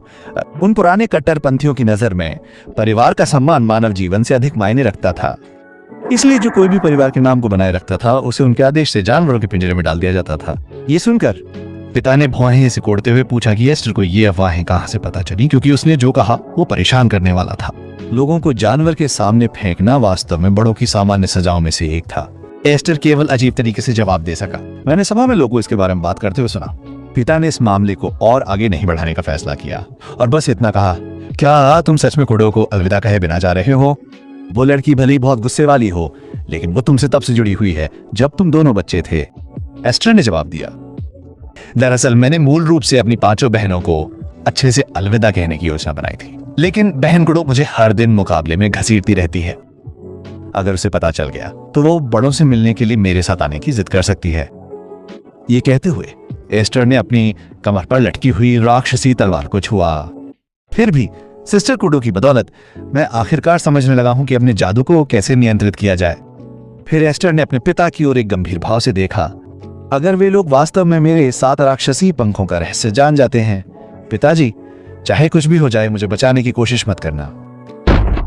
तभी गाड़ी के बाहर से अचानक एक जानी माइनस पहचानी आवाज आई। तुम इस पूरे परिवार में सबसे छोटे बच्चे हो, फिर तुम मेरे सामने इतना गंभीर क्यों बन रहे हो? पिता ने आवाज की ओर देखा और एक पल के लिए ठिठक गए, क्योंकि उनके आश्चर्य के लिए कुडो गाड़ी की खिड़की के ठीक बाहर लटका हुआ था। तेज गति से आ रही गाड़ी से चिपका हुआ था। उसने एक साफ गति से दरवाजा खोला, फिर अंदर खिसक गई जैसे उसने पहले 100 बार किया था। मुझे पता है कि मुख्य घर के बड़ों ने तुम्हें बुलाया था, लेकिन तुम मुझसे एक शब्द भी कहे बिना चले गए। क्या तुम्हें नहीं लगता कि ये थोड़ी बहुत क्रूरता है? ये सुनकर पिता ने तुरंत समझाने की कोशिश की कि वो उसे क्यों नहीं लाया, लेकिन कुडो एस्टर के पास बैठ गई। ऐसा लग रहा था जैसे वो पहले से ही सब कुछ समझ चुकी है। फिर वो उसकी ओर मुड़ी। उसकी आवाज असामान्य रूप से गंभीर थी। उसने कहा, इस बार तुम्हें सावधान रहो। तुम्हारे पिता और बड़ी बहन ने तुम्हें पहले ही बता दिया होगा कि ये कितना खतरनाक है ना? अगर एक भी गड़बड़ हो गई तो तुम कभी वापस नहीं आ पाओगे। एस्टर ने उसे आश्वस्त करने की कोशिश की, ये कहते हुए कि वो अतिशयोक्ति कर रही है। वो उससे बस थोड़ी देर बात करेगा और फिर तुरंत वापस आ जाएगा। लेकिन अगले ही पल कुडो ने अचानक उसकी ओर उंगली उठाई और दृढ़ स्वर में कहा, एस्टर, मैं तुमसे सच में नफरत करता हूँ। तुम एक आदमी हो, तुम्हारे पास 7 पौराणिक राक्षसी पंख हैं और तुम मुझसे भी ज्यादा ताकतवर हो। हालांकि तुम परिवार में सबसे छोटे हो, लेकिन कई बार तुम किसी भी वयस्क से ज्यादा परिपक्व व्यवहार करते हो। लेकिन ये मत भूलना, तुम चाहे कितने भी मजबूत क्यों न हो, चाहे तुम कितने भी परिपक्व व्यवहार करो, तुम हमेशा मेरे सबसे प्यारे छोटे भाई ही रहोगे। ये कहकर वो जाने के लिए तैयार हो गई। लेकिन जाने से ठीक पहले कुडो ने पीछे मुड़कर एस्टर को मुस्कुराते हुए कहा, बेहतर होगा कि तुम सुरक्षित घर, और जब तुम आओगे तो हम इसे एक और लड़ाई से सुलझा लेंगे। अगर तुमने अपना वादा तोड़ा तो मैं तुम्हें माफ नहीं करूंगा, भले ही मुझे खुद मुख्य घर पर हमला करना पड़े। ये कहने के बाद उसने जवाब का इंतजार भी नहीं किया। वो सीधे गाड़ी से कूद गई। उसे जाते हुए देखकर एस्टर ने धीरे से फुसफुसाया, धन्यवाद बहन कुडो, मैं जरूर वापस आऊंगा।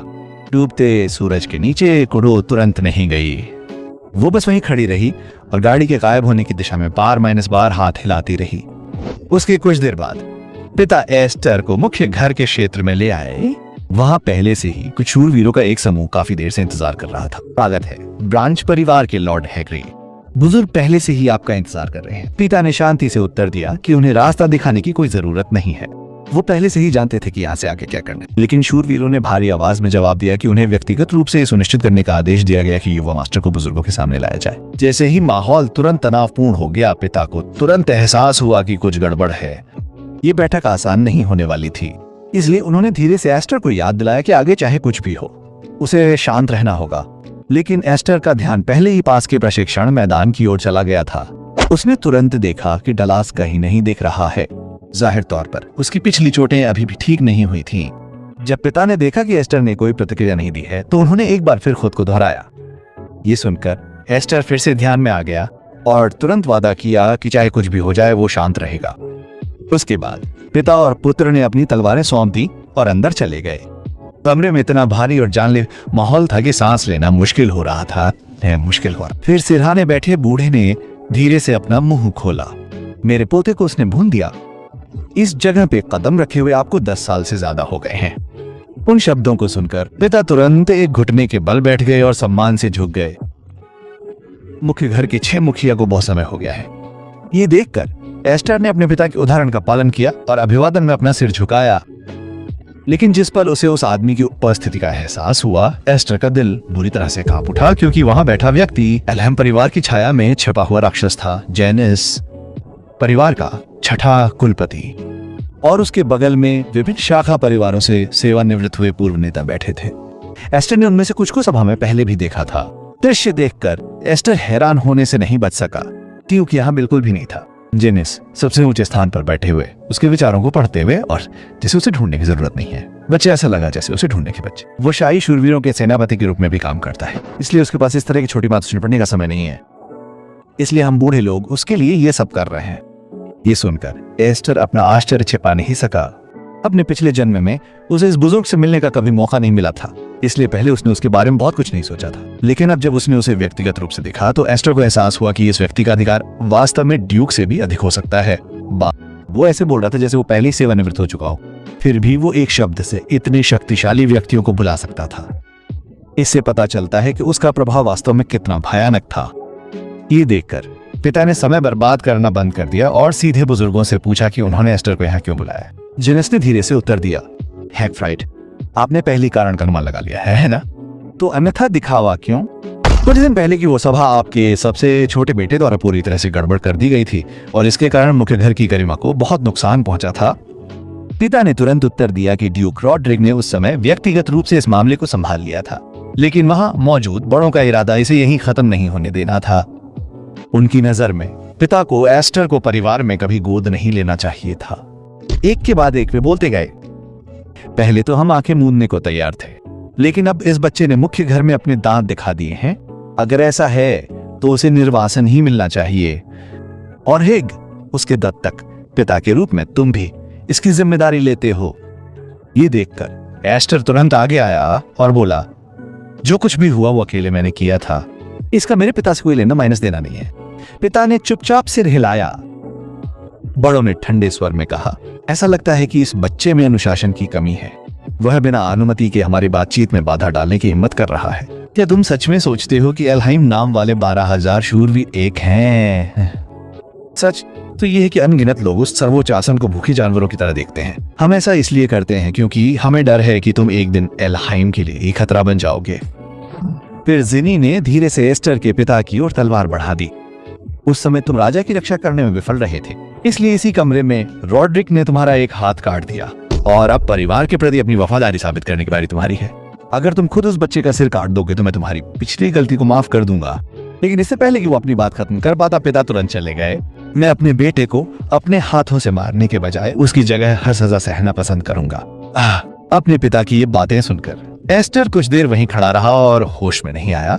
यहाँ आने से पहले उसके पिता ने उसे बार शांत रहने की याद दिलाई थी, लेकिन अब थॉमस को सबसे पहले उसके पिता ने ही बाहर फेंका था। जैसे ही बड़ों ने ये सुना, उनके मन में हत्या की भावना फूट पड़ी। वो तड़प उठा, क्या तुम समझ भी रहे हो? अगर ऐसा ही चलता रहा तो तुम मर जाओगे और तुम्हारी पत्नी और बेटियों को भी नहीं बख्शा जाएगा। अगले ही पल एलर्स के आदेश पर अनगिनत शूरवीर कमरे में घुस आए। उनके ब्लेड एक पल में एर्स और उसके पिता के गले पर रख दिए गए, लेकिन एस्टर ने बस बुजुर्ग की तरफ देखा और ठंडी और शांत आवाज में बोला, बूढ़े आदमी, तुम किससे इतना डरे हुए हो? बुजुर्ग हैरान रह गया। उसे उम्मीद नहीं थी कि एस्टर सबके सामने ऐसा कुछ कहेगा। एस्टर की आंखों में गुस्सा झलक रहा था। उसने कहा, तुम तथाकथित महान लोग सुरक्षा के लिए एक साथ इकट्ठा हो रहे हो। ये दयनीय है। अगर तुम सच में इतने ही डरे हो तो मैं मुख्य घर को धमकाऊंगा, फिर मुझे निर्वासित कर दो या सीधे मार डालो, मुझे कोई परवाह नहीं। फिर एस्टर ने हिंसक तरीके से अपने कपड़े फाड़ दिए। लेकिन अगर तुम में से किसी ने भी मेरे परिवार पर उंगली उठाई तो ये 7 पंख पूरे एल्हाइम परिवार के दुश्मन बन जाएंगे। उसके सबसे करीबी शूरवीर इतने हैरान थे कि उनके मुंह खुले के खुले रह गए, क्योंकि उन्होंने एस्टर के शरीर पर जो देखा वो सचमुच 7 पंखों वाला टोटम था। इसलिए बहुत सोच समझ कर आगे क्या करना है, बूढ़े आदमी। उस पल कमरे में मौजूद हर विश्वास से देखता रह गया। फिर भी उस पर बरस रहे भयानक दबाव ने एक बात साफ कर दी। ये कोई चाल नहीं थी, ये 7 पंखों की असली ताकत थी। उनके मुखिया जेनिस काफी देर तक वहीं जमे रहे। आखिरकार उनकी आवाज वापस आई। एस्टर को घूरते हुए उन्होंने धीमी आवाज में पूछा, बच्चे, क्या तुम समझ भी पा रहे हो कि तुमने अभी हमें जो टोटम बताया है उसका असल मतलब क्या है? एस्टर ने नम्रता का दिखावा करने की जहमत नहीं उठाई। इसके बजाय उसने घमंड से जवाब दिया, टोटम के जितने ज्यादा पंख होते हैं लोग उतने हैरान होते हैं। क्या बस इतना ही नहीं है? ये सुनकर शाखा परिवार के मुखियाओं में से एक अचानक हंस पड़ा और तालियां भी बजाने लगा। ये छोटा सा बदमाश वाकई हैरान करने वाला है। कोई आश्चर्य नहीं कि वो ड्यूक करने में कामयाब हो गया, पहले ही रोकने में कामयाब हो गया। तो उसके पास वास्तव में पौराणिक 7 राक्षसी पंख हैं। तब तक जिनकी आंखों में क्रूरता पहले ही फीकी पड़ चुकी थी, प्राचीन काल से पंख वाले टोटेम जादू उत्पन्न करने वाले वाहन रहे हैं। रघुवंश विरासत के माध्यम से मानवता ने उस शक्ति को और अधिक परिष्कृत और मजबूत किया। और फिर भी 10,000 वर्षों के विकास और प्रजनन के बाद भी कोई भी 7 पंखों तक नहीं पहुंच पाया है। एकमात्र पाद एल्विन जाति है जिसे अनंत जीवन काल का आशीर्वाद प्राप्त है। ये सुनकर एस्टर तुरंत समझ गया कि जेनिस क्या कहना चाह रहा है। क्या तुम कह रहे हो कि मेरे पास एल्विन रक्त है? जेनिस ने इससे इनकार नहीं किया। अगर तुम्हारे शरीर पर 7 राक्षसी निशान सच है तो इसका मतलब है कि तुम एल्विन के वंशज होने की बहुत संभावना है। यहाँ तक कि एस्टर के पिता भी ये सुनकर दंग रह गए। आखिरकार उन्होंने एस्टर को बर्फीले बंजर भूमि के बीच में पाया था और उसे घर ले आए थे। उसने कभी नहीं सोचा था कि इस लड़के में पौराणिक कल्पित बौनों का खून हो सकता है। लेकिन एस्टर को बड़ों से अपनी उत्पत्ति के बारे में बहस करने में कोई दिलचस्पी नहीं थी। वो सीधे मुद्दे पे आ गया। मैं विस्काउंट परिवार का बच्चा हूँ, इसलिए मैं पहले क्या था यह मायने नहीं रखता। मैं भी जानना चाहता हूँ कि क्या तुम सच में मुझे अपना दुश्मन बनाने का दृढ़ संकल्प रखते हो? अगर मुझे सचमुच एल्हिम परिवार से निकाल दिया जाता है तो बाहर अनगिनत गुट मेरा स्वागत करने के लिए दौड़ पड़ेंगे और उनमें से निश्चित रूप से एलोहेम के विरोधी ताकतें होंगी। तुम जैसे लोगों के लिए जो हर चीज से ज्यादा विद्रोह से डरते हैं, मैं पहले ही एक बड़ा खतरा बन चुका हूँ। कुछ मायनों में मैं खुद ड्यूक रॉड्रिक से भी ज्यादा खतरनाक हो सकता हूँ। इसका मतलब है कि तुम सच में मुझे अपने पास रखना चाहते हो? ये सुनकर एलर्स के माथे पर ठंडे पसीने आने लगे, क्योंकि एस्टर ने एक भी शब्द गलत नहीं कहा था। एल्हिम परिवार बाहर से भले ही विशाल और एकजुट दिखता हो, लेकिन अंदर से ये बिल्कुल भी मजबूत नहीं था। हर शाखा गुट सर्वोच्च पद के लिए संघर्ष कर रहा था और उसके पिछले जन्म में ये वही विरोधाभास था जिसने अंततः एक बड़े गृह युद्ध को जन्म दिया। इसलिए इस जन्म में अगर एस्टर अपने पिता का दुखद भविष्य बदलना चाहता था तो उसे यही पता लगाना होगा कि कौन दुश्मन था और कौन सहयोगी बन सकता है। जोखिम चाहे कितना भी बड़ा क्यों ना हो, फिर भी इसके लायक होगा। एक लंबी चुप्पी के बाद जेनिस आखिरकार बोल पड़ा। बच्चे, क्या तुम सच में मानते हो कि तुम इतने लायक हो? 7 राक्षसी पंख केवल किंवदंतियों में ही मौजूद हैं।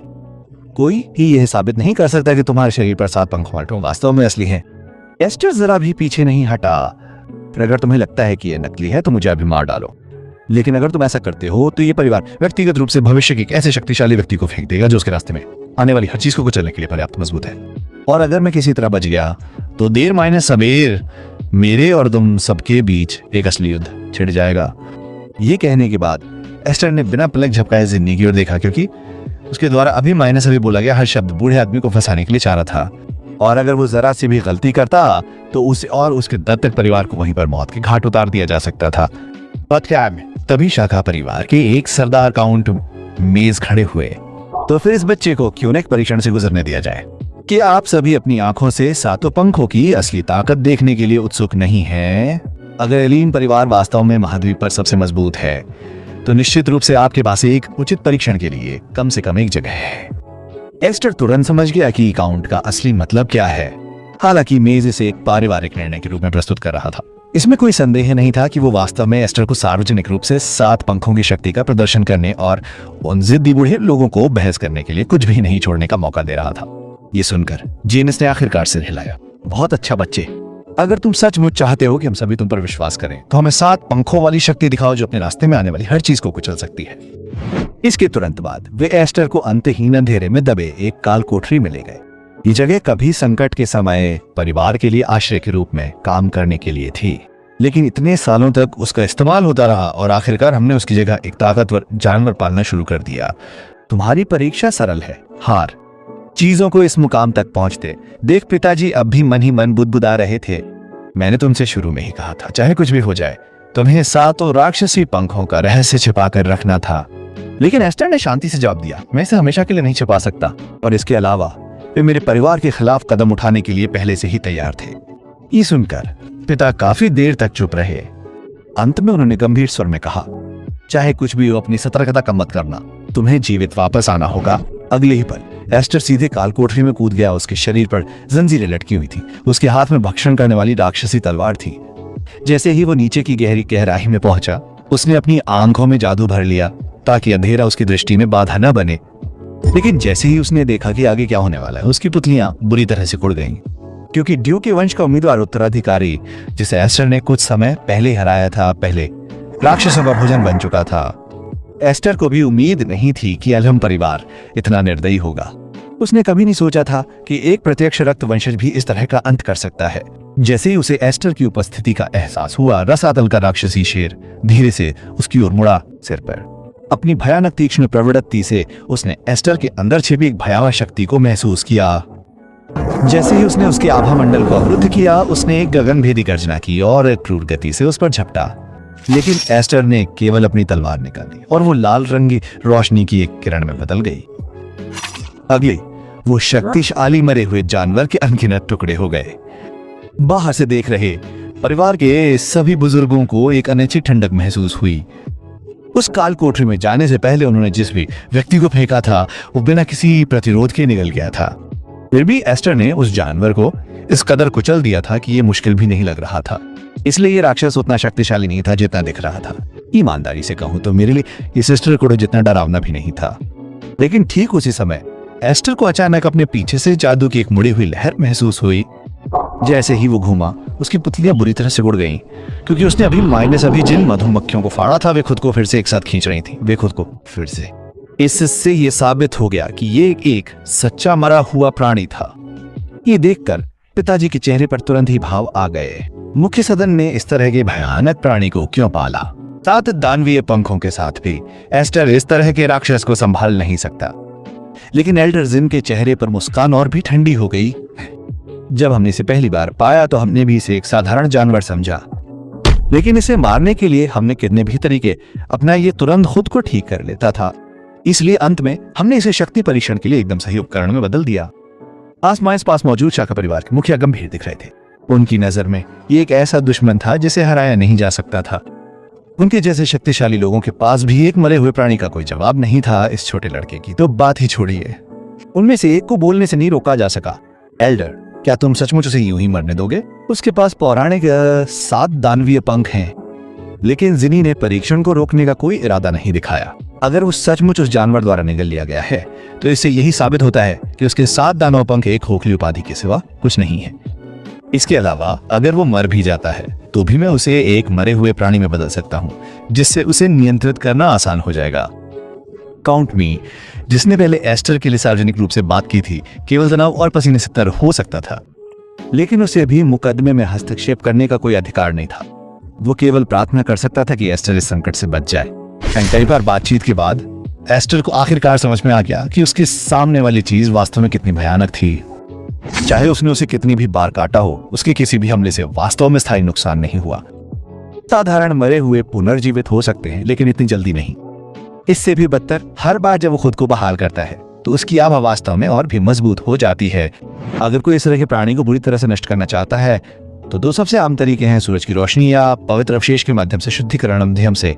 और अगर इनमें से कोई भी स्थिति पूरी नहीं हो सकती है तो युद्ध में सबसे बुद्धिमानी भरा जवाब सरल है। लेकिन एस्टर को यहाँ पीछे हटने का कोई अधिकार नहीं था। इससे भी बड़ी बात, वो केवल अपने दत्तक परिवार की रक्षा कर सकता था यदि वो अपने मूल्य को साबित करता। 7 पंखों की शक्ति। ये सोचकर एस्टर ने 7 पंखों की शक्ति का इस्तेमाल किया और एक ही बार में मरे हुए जानवर को खत्म कर दिया। उस हमले के पीछे की ताकत इतनी भयानक थी कि उसने कथित तौर पर अब अविनाशी काल कोठरी को ही नष्ट कर दिया। ये देखकर वहां मौजूद हर बुजुर्ग अवाक रह गया। उनमें से कुछ तो वहीं जमीन पर गिर पड़े। तो ये 7 पंखों की शक्ति है, ये बहुत ही भयानक है। लेकिन जिनी की आंखों में केवल निराशा थी और उसके मुंह से एक ही शांत शब्द निकला, बेकार।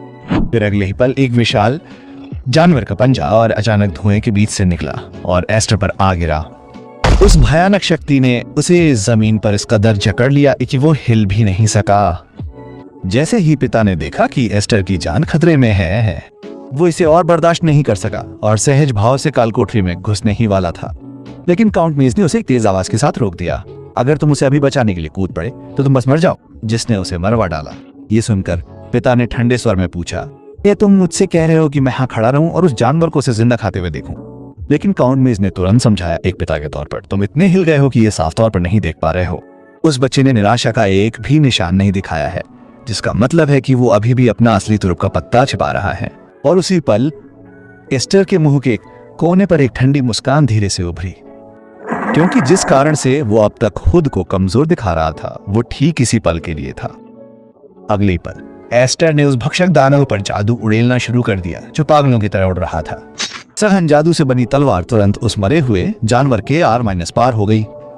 लेकिन एस्टर का इरादा यहीं रुकने का नहीं था। इसकी बजाय उसने और भी अधिक क्रूरता के साथ तलवार में और भी जादू भर दिया। बहुत जल्द तलवार से निकली भयानक शक्ति ने उस मरे हुए जानवर को पूरी तरह से नष्ट कर दिया। उस दृश्य को देखकर पिता के चेहरे पर एक ही बार में भाव बदल गए, क्योंकि ये वही तलवार थी जो उन्होंने खुद एस्टर को सिखाई थी। लेकिन एस्टर के हाथों में चाल पहले ही बदल चुकी थी। ये अब केवल जादू की एक तलवार नहीं थी, बल्कि एक भयंकर बवंडर की तरह उग्र तूफान था जो बिना रुके हर चीज को काट रहा था। कुछ ही देर में वहां मौजूद बुजुर्ग ये देखकर भयभीत हो गए कि काल कोठरी खुद ही उसके बल से ढहने लगी है। जिन्नी अभी भी बाहर से तो वो शांत और संयमित दिख रहा था, लेकिन उसकी आंखों की गहराई में इच्छा और सावधानी छिपी नहीं रह सकती थी। हालांकि ये 7 दानवीय पंखों की शक्ति थी, एक ऐसी शक्ति जो 6 पंखों से भी ऊपर मानी जाती है। ये वास्तव में पागलपन था। कुछ ही देर में उस जबरदस्त जादू से होने वाले हिंसक झटके आखिरकार कम होने लगे। गोरा बूढ़ा जो पहले जमीन पर गिर गया था वो अभी भी इतना हिल गया था कि पूरी तरह से संभल नहीं पाया, और एक पल के लिए वो समझ भी नहीं पाया कि अभी क्या हुआ है। लेकिन अगले ही पल जब उसने काल कोठरी की ओर देखा तो उसकी अभिव्यक्ति पूरी तरह से जम गई। वह मरा हुआ प्राणी कहाँ गया? यहाँ तक कि जिन्नीज, वो बूढ़ा जिसके पास अपार शक्ति थी और जो पूरे समय शांत रहा, वो भी आश्चर्य की झलक दिखाने से खुद को रोक नहीं सका। अधिकांश लोगों को ऐसा लग रहा था कि एस्टर ने जादू का एक भंवर बनाया है और उसका उपयोग उस मरे हुए जानवर को टुकड़ों में पीसने के लिए किया है। लेकिन सच में इसे तकनीक भी नहीं कहा जा सकता था। इसके लिए एक राक्षसी मात्रा में जादुई शक्ति की आवश्यकता होती है, और ऐसा कुछ केवल वही कर सकता है जिसके पास वास्तव में 7 दानवीय पंख हों। फिर जिन्नी एस्टर के दत्तक पिता की ओर मुड़ी और धीरे से बोली, तुमने सचमुच एक राक्षस को पाला है? लेकिन उसके दत्तक पिता ने केवल एक कड़वी मुस्कान के साथ उत्तर दिया, सच कहूं तो मैं भी हैरान हूं। मैंने कभी नहीं सोचा था कि मेरा बेटा मेरी अपेक्षा से कहीं अधिक बड़ा हो जाएगा। और उस समय काउंट मेज ने कदम बढ़ाया और जेनिस से सीधे पूछा कि क्या एस्टर का प्रदर्शन तथा कथित निर्णय पारित करने के लिए पर्याप्त है। जेनिस ने बहस नहीं की, इसके बजाय उसने खुले तौर पर इसे स्वीकार किया। मेरा मानना है कि इसे अपनी आंखों से देखने के बाद यहाँ कोई भी उसके 7 राक्षसी पंखों की प्रामाणिकता पर फिर कभी सवाल नहीं उठाएगा। इसके बाद जेनिस एस्टर को अकेले एक अलग कमरे में ले आया। उनकी बातचीत के दौरान उसने अचानक पूछा कि क्या एस्टर मुख्य घर के उत्तराधिकार के अधिकारों को स्वीकार करने के लिए तैयार होगा। लेकिन एस्टर ने बिना किसी हिचकिचाहट के प्रस्ताव को स्वीकार कर दिया और स्पष्ट रूप से कहा कि वह जिस स्थान को अपना घर मानता है वो केवल उसके पिता द्वारा शासित विस्काउंट परिवार है। ये सुनकर जेनिस पहले तो हल्की हंसी हंसा, जैसे उसकी विनम्रता का मजाक उड़ा रहा हो। फिर अगले ही पल उसकी निगाहें ठंडी हो गईं। मैं तुम्हारी आंखों में अंतहीन महत्वाकांक्षा देख सकता। अगर तुम्हें ड्यूक के वंश का उत्तराधिकारी बनने में कोई दिलचस्पी नहीं है तो वो व्यक्ति जिस पे तुम निशाना साध रहे हो वो रॉड्रिक ही होगा, है ना? ये सुनकर एस्टर का दिल दहल गया। उसे उम्मीद नहीं थी कि ये बूढ़ा राक्षस इतनी आसानी से उसकी पोल खोल देगा। फिर भी ये समझ में आता है, ये वही आदमी था जो 1 सदी से भी अधिक समय से इस राष्ट्र के गुप्त शासक के रूप में खड़ा था। हालांकि एस्टर को इससे भी अधिक आश्चर्य इस बात का हुआ कि जिन इस मामले को आगे बढ़ाने में कोई दिलचस्पी नहीं दिखा रहा था। ये देखकर एस्टर खुद को रोक नहीं सका और पूछा, क्या तुम वही नहीं थे? क्या तुम वही नहीं थे जो लगातार इस बात को लेकर चिंतित रहते थे कि शाखा परिवार एक दिन मुख्य घराने को खतरा पैदा? जिनी ने शांति से उत्तर दिया, बेटा मैं तुम्हें एक बात बताता हूँ, मुख्य घराने भी कभी एकता नहीं रही है। रॉड्रिक बहुत जिद्दी है। अगर तुम्हारे होने से उसे खतरा महसूस हो सकता है तो ये कोई बुरी बात नहीं है। लेकिन अगर एक दिन तुम्हारे नुकीले दांत रॉड्रिक की तरफ ही नहीं बल्कि पूरे मुख्य घराने की तरफ हो जाते हैं तो मैं चुपचाप नहीं देखूंगा। कमरे से बाहर निकलने के बाद भी एस्टर को अपनी पीठ में ठंडक महसूस हो रही थी। पर्दे के पीछे छिपा वो बूढ़ा राक्षस बहुत ही भयानक था। उसकी अंतर्दृष्टि, उसका दिमाग और उसकी ताकत सभी सामान्य मनुष्यों से कहीं अधिक थी। शुक्र है कम से कम अभी तक जिन्नी ने उसे दुश्मन के रूप में नहीं माना था। जैसे ही एस्टर बाहर निकला उसके पिता तुरंत उसके पास आए और उससे पूछा कि उन दोनों ने क्या बात की। एस्टर ने बस इतना ही उत्तर दिया कि बड़े ने उसे मुख्य घर में शामिल होने के लिए आमंत्रित किया था, लेकिन उसने पहले मना कर दिया था। ये सुनकर उसके पिता स्पष्ट रूप से स्तब्ध रह गए, चाहे उन्होंने इसे किसी भी तरह से देखा। उन्होंने कभी नहीं सोचा था कि एस्टर इस तरह के प्रस्ताव को अस्वीकार कर देगा। आखिरकार ड्यूक के परिवार और विस्काउंट के परिवार के बीच का अंतर बहुत बड़ा था और ड्यूक की मुख्य शाखा अकेले उसके नीचे अनगिनत शाखा परिवारों को नियंत्रित करती थी, जिससे ये दुनिया की सबसे बड़ी शक्तियों में से एक थी। तभी काउंट मी भी वहां आया। एस्टर ने सीधे पूछा कि उसने पहले उसकी मदद करने का फैसला क्यों किया। अगर मेज ने कालकोठरी परीक्षण का प्रस्ताव नहीं दिया होता, एस्टर वाकई एक निराशाजनक स्थिति में आ सकता था। लेकिन काउंट मेज ने इसे ऐसे टाल दिया जैसे इसका कोई मतलब ही न हो और मुस्कुराते हुए कहा, मैं उन बूढ़े मूर्खों को एक बच्चे के साथ थोड़ी सी भी क्रूरता से पेश आते हुए नहीं देख सकता, जैसे वो कोई अपराधी हो। हाँ, फिर उसने एस्टर के कंधे पर हाथ रखा। आज से तुम 7 पंखों वाले विश्व प्रसिद्ध बच्चे हो।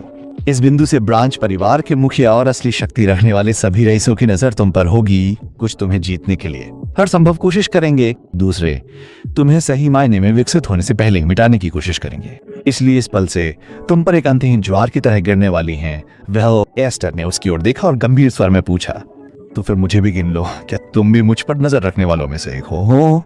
ये सुनकर मेज स्पष्ट रूप से चौंक गया।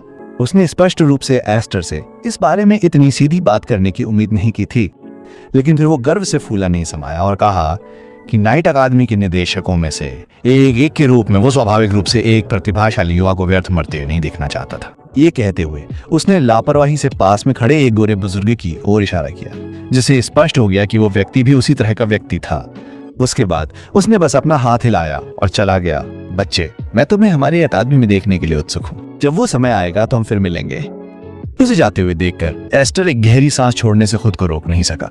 वो आदमी वास्तव में एक अजीब बूढ़ा सनकी था, जिसे कोई भी ठीक से पढ़ नहीं सकता था। उस पल पिता ने आखिरकार एस्टर को राहत देते हुए कंधे पर थपथपाया। चलो जल्दी से घर चलते हैं। तुम्हारी माँ और तुम्हारी बहनें तुम्हारे लिए बहुत चिंतित हैं। एस्टर ने अजीब तरह से जवाब दिया, मुझे शायद पहले कपड़े बदलने चाहिए। अगर माँ मुझे इस तरह घावों से लथपथ देखेगी तो वो मौके पर ही दिल के दर्द से बेहोश हो सकती है। इस बीच कहीं और एक शूरवीर रॉड्रिक को रिपोर्ट कर रहा था, बड़ों द्वारा आयोजित मुकदमे के दौरान युवा मास्टर डलास की मृत्यु हो गई है।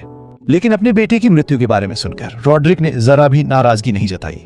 इसके बजाय उसने ठंडे स्वर में पूछा, मेरे भाई विस्काउंट हे के बच्चे ने भी उस मुकदमे में भाग लिया था, है ना? उसके साथ बाद में क्या हुआ? तब नाइट ने घटना की पूरी जानकारी शुरू से आखिर तक बताई। सब सुनने के बाद रॉड्री ने धीरे से अपनी मुट्ठी भींच ली। तो ये सच है, उस शैतानी पंखों की शक्ति अभी भी उस बदमाश के अंदर है और अगर वो इसी तरह बढ़ता रहा तो एल्हेम परिवार के अंदर शग्नीम शंकियन पूरी तरह से ध्वस्त हो जाएगा। ये सुनकर नाइट ने चुपचाप पूछा कि क्या ऐसा होने से पहले उसे खत्म कर देना चाहिए, लेकिन रॉड्री ने तुरंत इस विचार को खारिज कर दिया। तो शैतानी पंख अंत में मेरे होंगे, तब तक उस बदमाश को थोड़ी देर और घमंड करने दो। मैं देखना चाहता हूं कि जो उस समय मेरे हाथ से बच निकला था वो कितने सालों तक संघर्ष करता रहता है। नाइट एकेडमी का रजिस्ट्रेशन ग्राउंड लोगों से भरा हुआ था। भर्ती के प्रभारी प्रशिक्षक ने कहा, पहले रजिस्ट्रेशन फॉर्म भरो, फिर अपना विंग टोटेम दिखाओ। हम बिना जादुई शक्ति वाले लोगों को परीक्षा में बैठने नहीं देते। लेकिन जब उसने नीचे देखा और एस्टर के रजिस्ट्रेशन फॉर्म को साफ देखा तो उसकी अभिव्यक्ति वहीं बदल गई, क्योंकि उसे एहसास हुआ कि उसके सामने खड़ा युवक महाद्वीप के सबसे मजबूत परिवारों में से एक एल्हेम से आया है। एस्टर ने शांति से उत्तर दिया, अनावश्यक घबराहट से बचने के लिए मुझे लगता है कि बेहतर होगा कि मैं यहाँ अपना विंग टोटेम प्रकट न करूं। आखिरकार आपके हेडमास्टर ने मुझे व्यक्तिगत रूप से आमंत्रित किया है। लेकिन जैसे ही उसने पंजीकरण किया, एक अवांछित व्यक्ति ने पहल की और उसके पास आया। वो व्यक्ति इस तरह से बात करने लगा जैसे वो इस जगह का मालिक हो। मैंने तुम्हें पिछले वर्षों में यहाँ कभी नहीं देखा, इसलिए ये नाइट एकेडमी प्रवेश परीक्षा देने का तुम्हारा पहला मौका होगा। मुझे नहीं पता कि तुम किस कुलीन परिवार से हो, लेकिन ये तुम्हारे जैसे लाड़मस प्यार से पले माइनस पढ़े बच्चों के लिए खेल का मैदान नहीं है। नाइट एकेडमी सम्मान का सर्वोच्च हॉल है, जहाँ केवल कुलीनों में से कुलीन लोग ही प्रवेश कर सकते हैं। यहाँ से निकलने वाले सभी शूरवीर राज्य के सबसे सम्मानित योद्धा बनते हैं। लेकिन एस्टर उसके भव्य भाषण को सुनने से परेशान नहीं हो सका। उसने लापरवाही से जवाब दिया, समझ गया, और जाने के लिए मुड़ गया।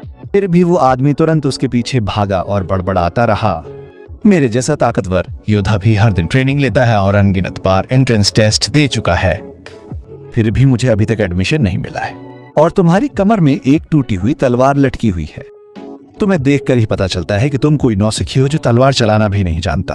अगर तुम यहाँ घूमने आए हो तो अभी घर जा सकते हो। इस परीक्षा के खतरे तुम्हारे जैसे बिगड़ैल कुलीन बच्चे के लिए बहुत ज्यादा हैं। ये देखकर पास खड़े दो योद्धाओं ने उपहास किया और बड़बड़ाने लगे, देखो फिर से वही हो गया। हर साल वो बड़बोलापन दिखाता है और अपनी जुबान चलाता रहता है। लेकिन इस बार उसने जिस आदमी को निशाना बनाया है वो कोई मामूली आदमी नहीं है। वो एल्हेम परिवार के 7 पंखों का बच्चा है। उनकी कानाफूसी सुनकर बूढ़ा योद्धा पूरी तरह से भ्रमित हो गया। उसके जैसे आम योद्धा के लिए 7 पंखों का नाम उसकी दुनिया तक कभी नहीं पहुंचा था। तभी लोगों का एक और समूह सीधे एस्टर की ओर बढ़ा, और जैसे ही एस्टर ने देखा कि उनका नेतृत्व कौन कर रहा है, उसके चेहरे पर उदासी छा गई, क्योंकि सबसे आगे कोई और नहीं बल्कि एल्हाइम परिवार का वंशज ग्यूरियन था। बहुत दिनों से मिले नहीं चचेरे भाई। जब से हम मुख्य घर में मिले हैं तब से हमारी आखिरी मुलाकात हुए सालों हो गए हैं। एस्टर ने साफ जवाब दिया। ये तुम्हारा भाई डलास वाकई शर्मनाक था। एक सीधा खून का वारिस, और अंत में उसे बड़ों ने छोड़ दिया और एक जानवर को खिला दिया। लेकिन ग्यूरियन बिल्कुल उदासीन दिख रहा था और ठंडी हंसी हंस रहा था। मेरा वो बेकार भाई परिवार के लिए एक अपमान था। वैसे भी वो घमंडी और दबंग था, क्योंकि वो मुझसे 1 साल बड़ा था।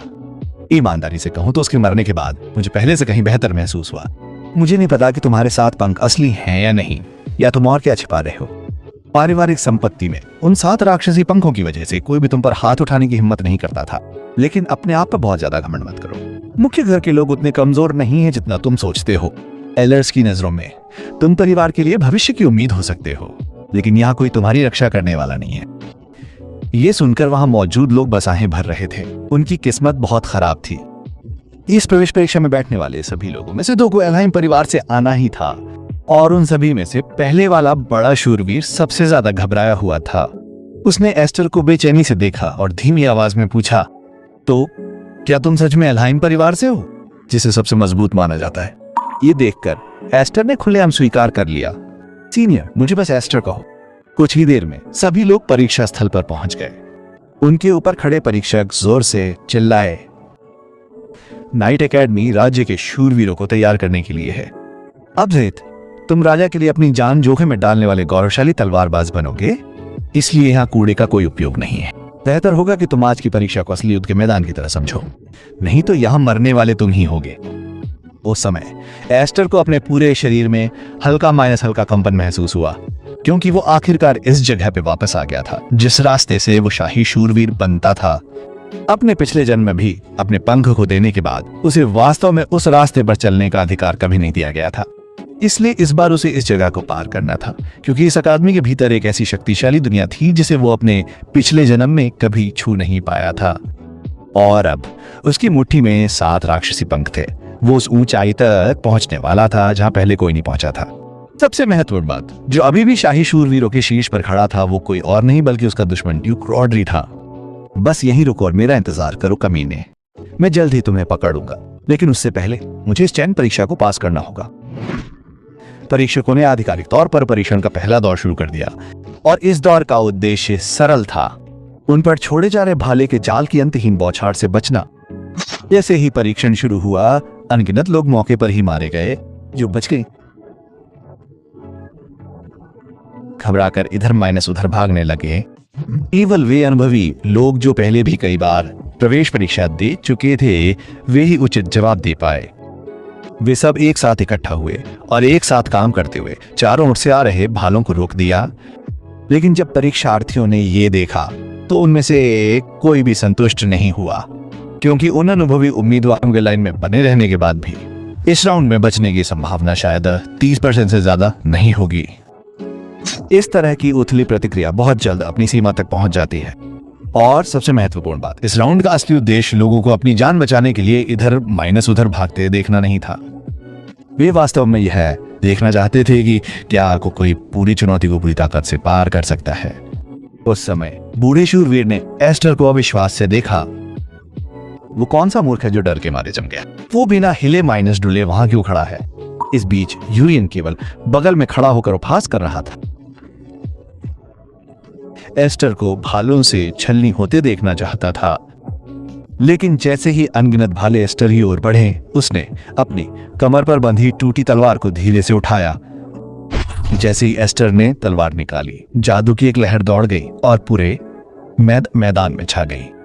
उसी पल वहां मौजूद सभी लोग स्तब्ध होकर उसकी ओर देखने लगे, क्योंकि उसकी तलवार के एक ही वार से निकले जादू ने पूरे ट्रायल में फेंके गए सभी भालों को नष्ट कर दिया था। तो ये नाइट एकेडमी की प्रवेश परीक्षा है।